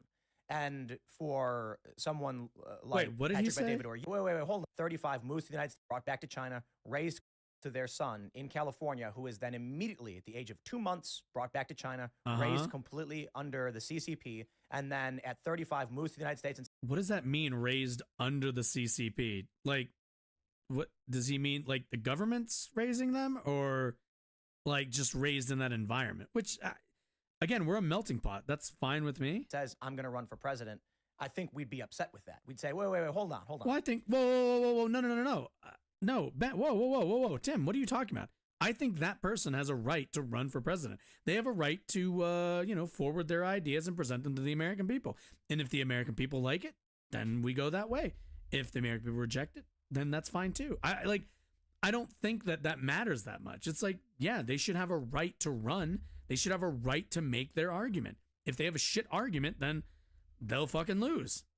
And for someone like Patrick Bet-David or you, I know people are going to say politics. They might not like yours. They probably like Patrick Bet-David. But you would much rather have, in my opinion, either of you who grew up in America, American culture, and we disagree politically, it's better than someone growing up in China and having a technicality allow them to be our president. Yeah, 100%. So it's absurd to say that we are less American than the person who went and grew up in a different country. And you're not wrong. Folks come over from China, Taiwan, and have kids. Also, they'd have a really hard time like winning the just on like they have a right to run. I don't think they'd be super successful because it'd be a really hard race to run.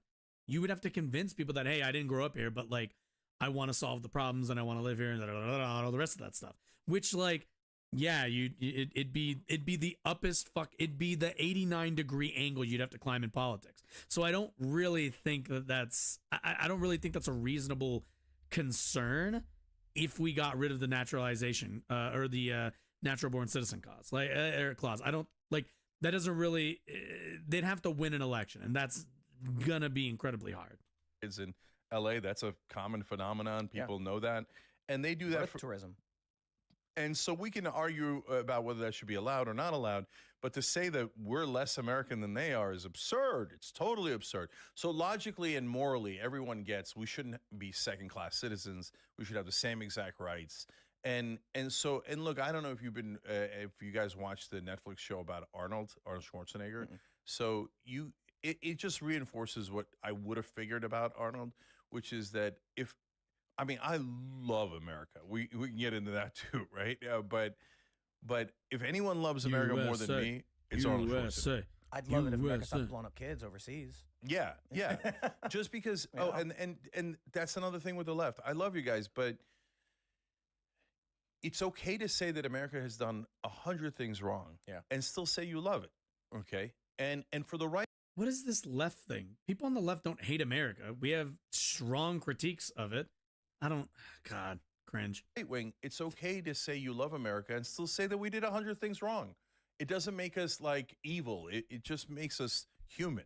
I think a large component of what we're saying, this is going to open a can of worms because I'm going to bring up Israel-Palestine, but there's a video coming out of San Francisco of a bunch of students marching through the halls chanting "From the river to the sea, Palestine will be free." And a question is brought up is, why are these kids saying this? Why is this in their mind? My reaction is not immediately like, oh, it's the left. I don't know where Tim stands on this issue, but I'm not enthused by this setup. Left is doing this and the right is doing this. My question is, why aren't they chanting about Burma and Myanmar? When well, the U.S. doesn't, as far as I know, the U.S. doesn't have what's the word? Relations with those places the same way. We have a direct relationship with Israel, and we provide them not only aid, weapons, but also intelligence. So it's not that people on the left don't care about Burma and Myanmar. It's that we have no ability to influence those regions outside of pressuring our government to step in, which most people I don't think are comfortable with doing. Like, massacres happen around the world. None of us really have the ability to stop that, except when our government is directly involved and directly influencing one of the parties. You know what I mean? Or it just, we don't have a connection to Myanmar and Burma. Nobody likes those things, but like, I can yell about it all I want, but the U.S. government is just going to look at me and go, we don't own those areas and we don't have the same relationship. Like, it's just not, it's not the same. We don't have the same relationship. We don't have the same access to their politics. Conflict that started in 1948, 12,000 dead this year alone. It's been ongoing. And, I made the comment about why does everyone care so much about this? The question I have for these young people is, why do they care about Palestine but not Myanmar? And it really is the information that they're consuming, where the information is coming from. And I think, as you mentioned, it's a misunderstanding. Yeah, this is just a misunderstanding of. I don't so much believe that the corporate American interests are trying to cause mass fighting between left and right. I do think there's a political component of it's good to have left and right fighting. Well, I believe yeah. more so foreign interests are hell-bent on making sure we keep fighting, especially as you've got war in Ukraine, you've got now war in the Middle East. There is a vested interest in watching the United States rip itself to shreds, which results in young people, whether Like, I don't really know. I wouldn't say we're ripping ourselves to shreds. I'd say the U.S., like, while very polarized, we're not really seeing, like, I don't think we're not at that point where I'm like, oh yeah, society is totally broken down. We're not there yet. you agree or disagree on their position on Palestine being polarized in that direction. Yeah. So a lot to unpack there too. By the way, before I get to that, which is a really important question, I should say that look, like whether you think it's to 2 finish minutes up the left on earlier this. topic, whether you think that you're dissatisfied with Biden as an option, you're left wing, or you think you're a naturalized citizen and you think, yes, God damn it, take this to the Supreme Court and be done with this thing. Let's get a decision once and for all. Chipping $1 at jankforamerica.com is just like a protest, like, no, obviously it shouldn't be Biden. And yeah, obviously naturalized citizens should have 100% the same rights. And as a naturalized citizen, I do agree, but I never like the exercise your politics by giving me money. It sometimes, when you're running a race, I get it. It just always feels kind of exploitative. Right-wing personalities But are it's supposed rooting to for be you too. You said they should want Biden in the race. That's true. But a lot of people have said any dollar going to Cenk is a dollar not going to Biden. Is a dollar not going to the DNC. Look, I even got the URL, BidenIsGoingToLose.com. Okay, BidenIsGoingToLose.com because he is. And so for me, I'm lunging I at still the think wheel, it's too early. right? Yeah. But it's because this Wheel thing, of the beast. I made my point. at the wheel of the Titanic. Yeah. Because everybody's going around rearranging the chairs on the deck. I'm like, guys, the chairs aren't going to help the iceberg. The polling shows it's a goddamn iceberg and we're going to hit it. And I'm not going to join that party. Let's go back to Palestine. Well, no, let's just do this. What are your campaign positions? What do you hope to achieve as president? Oh yeah, so that's the other reason. And then we'll argue about them. Yeah, absolutely. So look, my positions are enormously popular. And so what's the difference between me and let's say a standard Democrat that might say the same things? I'm not full of crap, and they are. Interesting. No, I want to hear what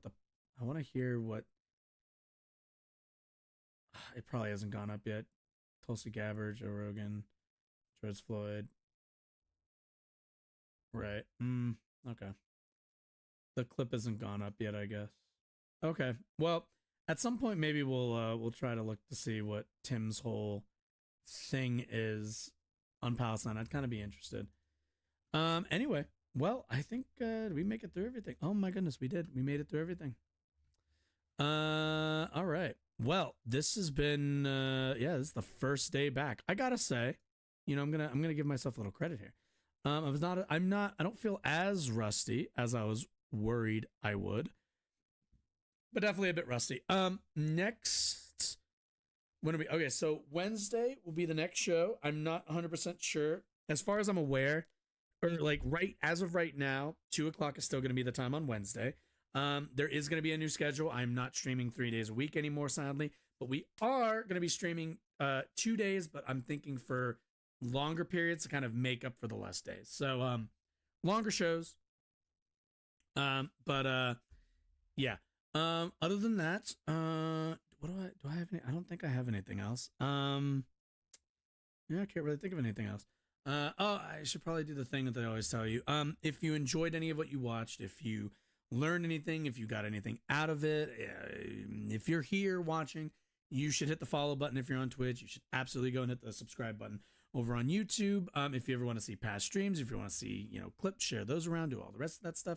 All of that is in links below, all the rest of it. Yeah, it's good to be back. I actually feel really energized after coming back. It's been like I said, it's just was gone for a while just due to a lot of different factors, but yeah, we're back. So continue to look out for those videos, I guess. Otherwise, everyone have a lovely day. I'm gonna go probably do some editing and do whatever else I got for the day. But you all enjoy your night, and bye-bye. Wait, yes.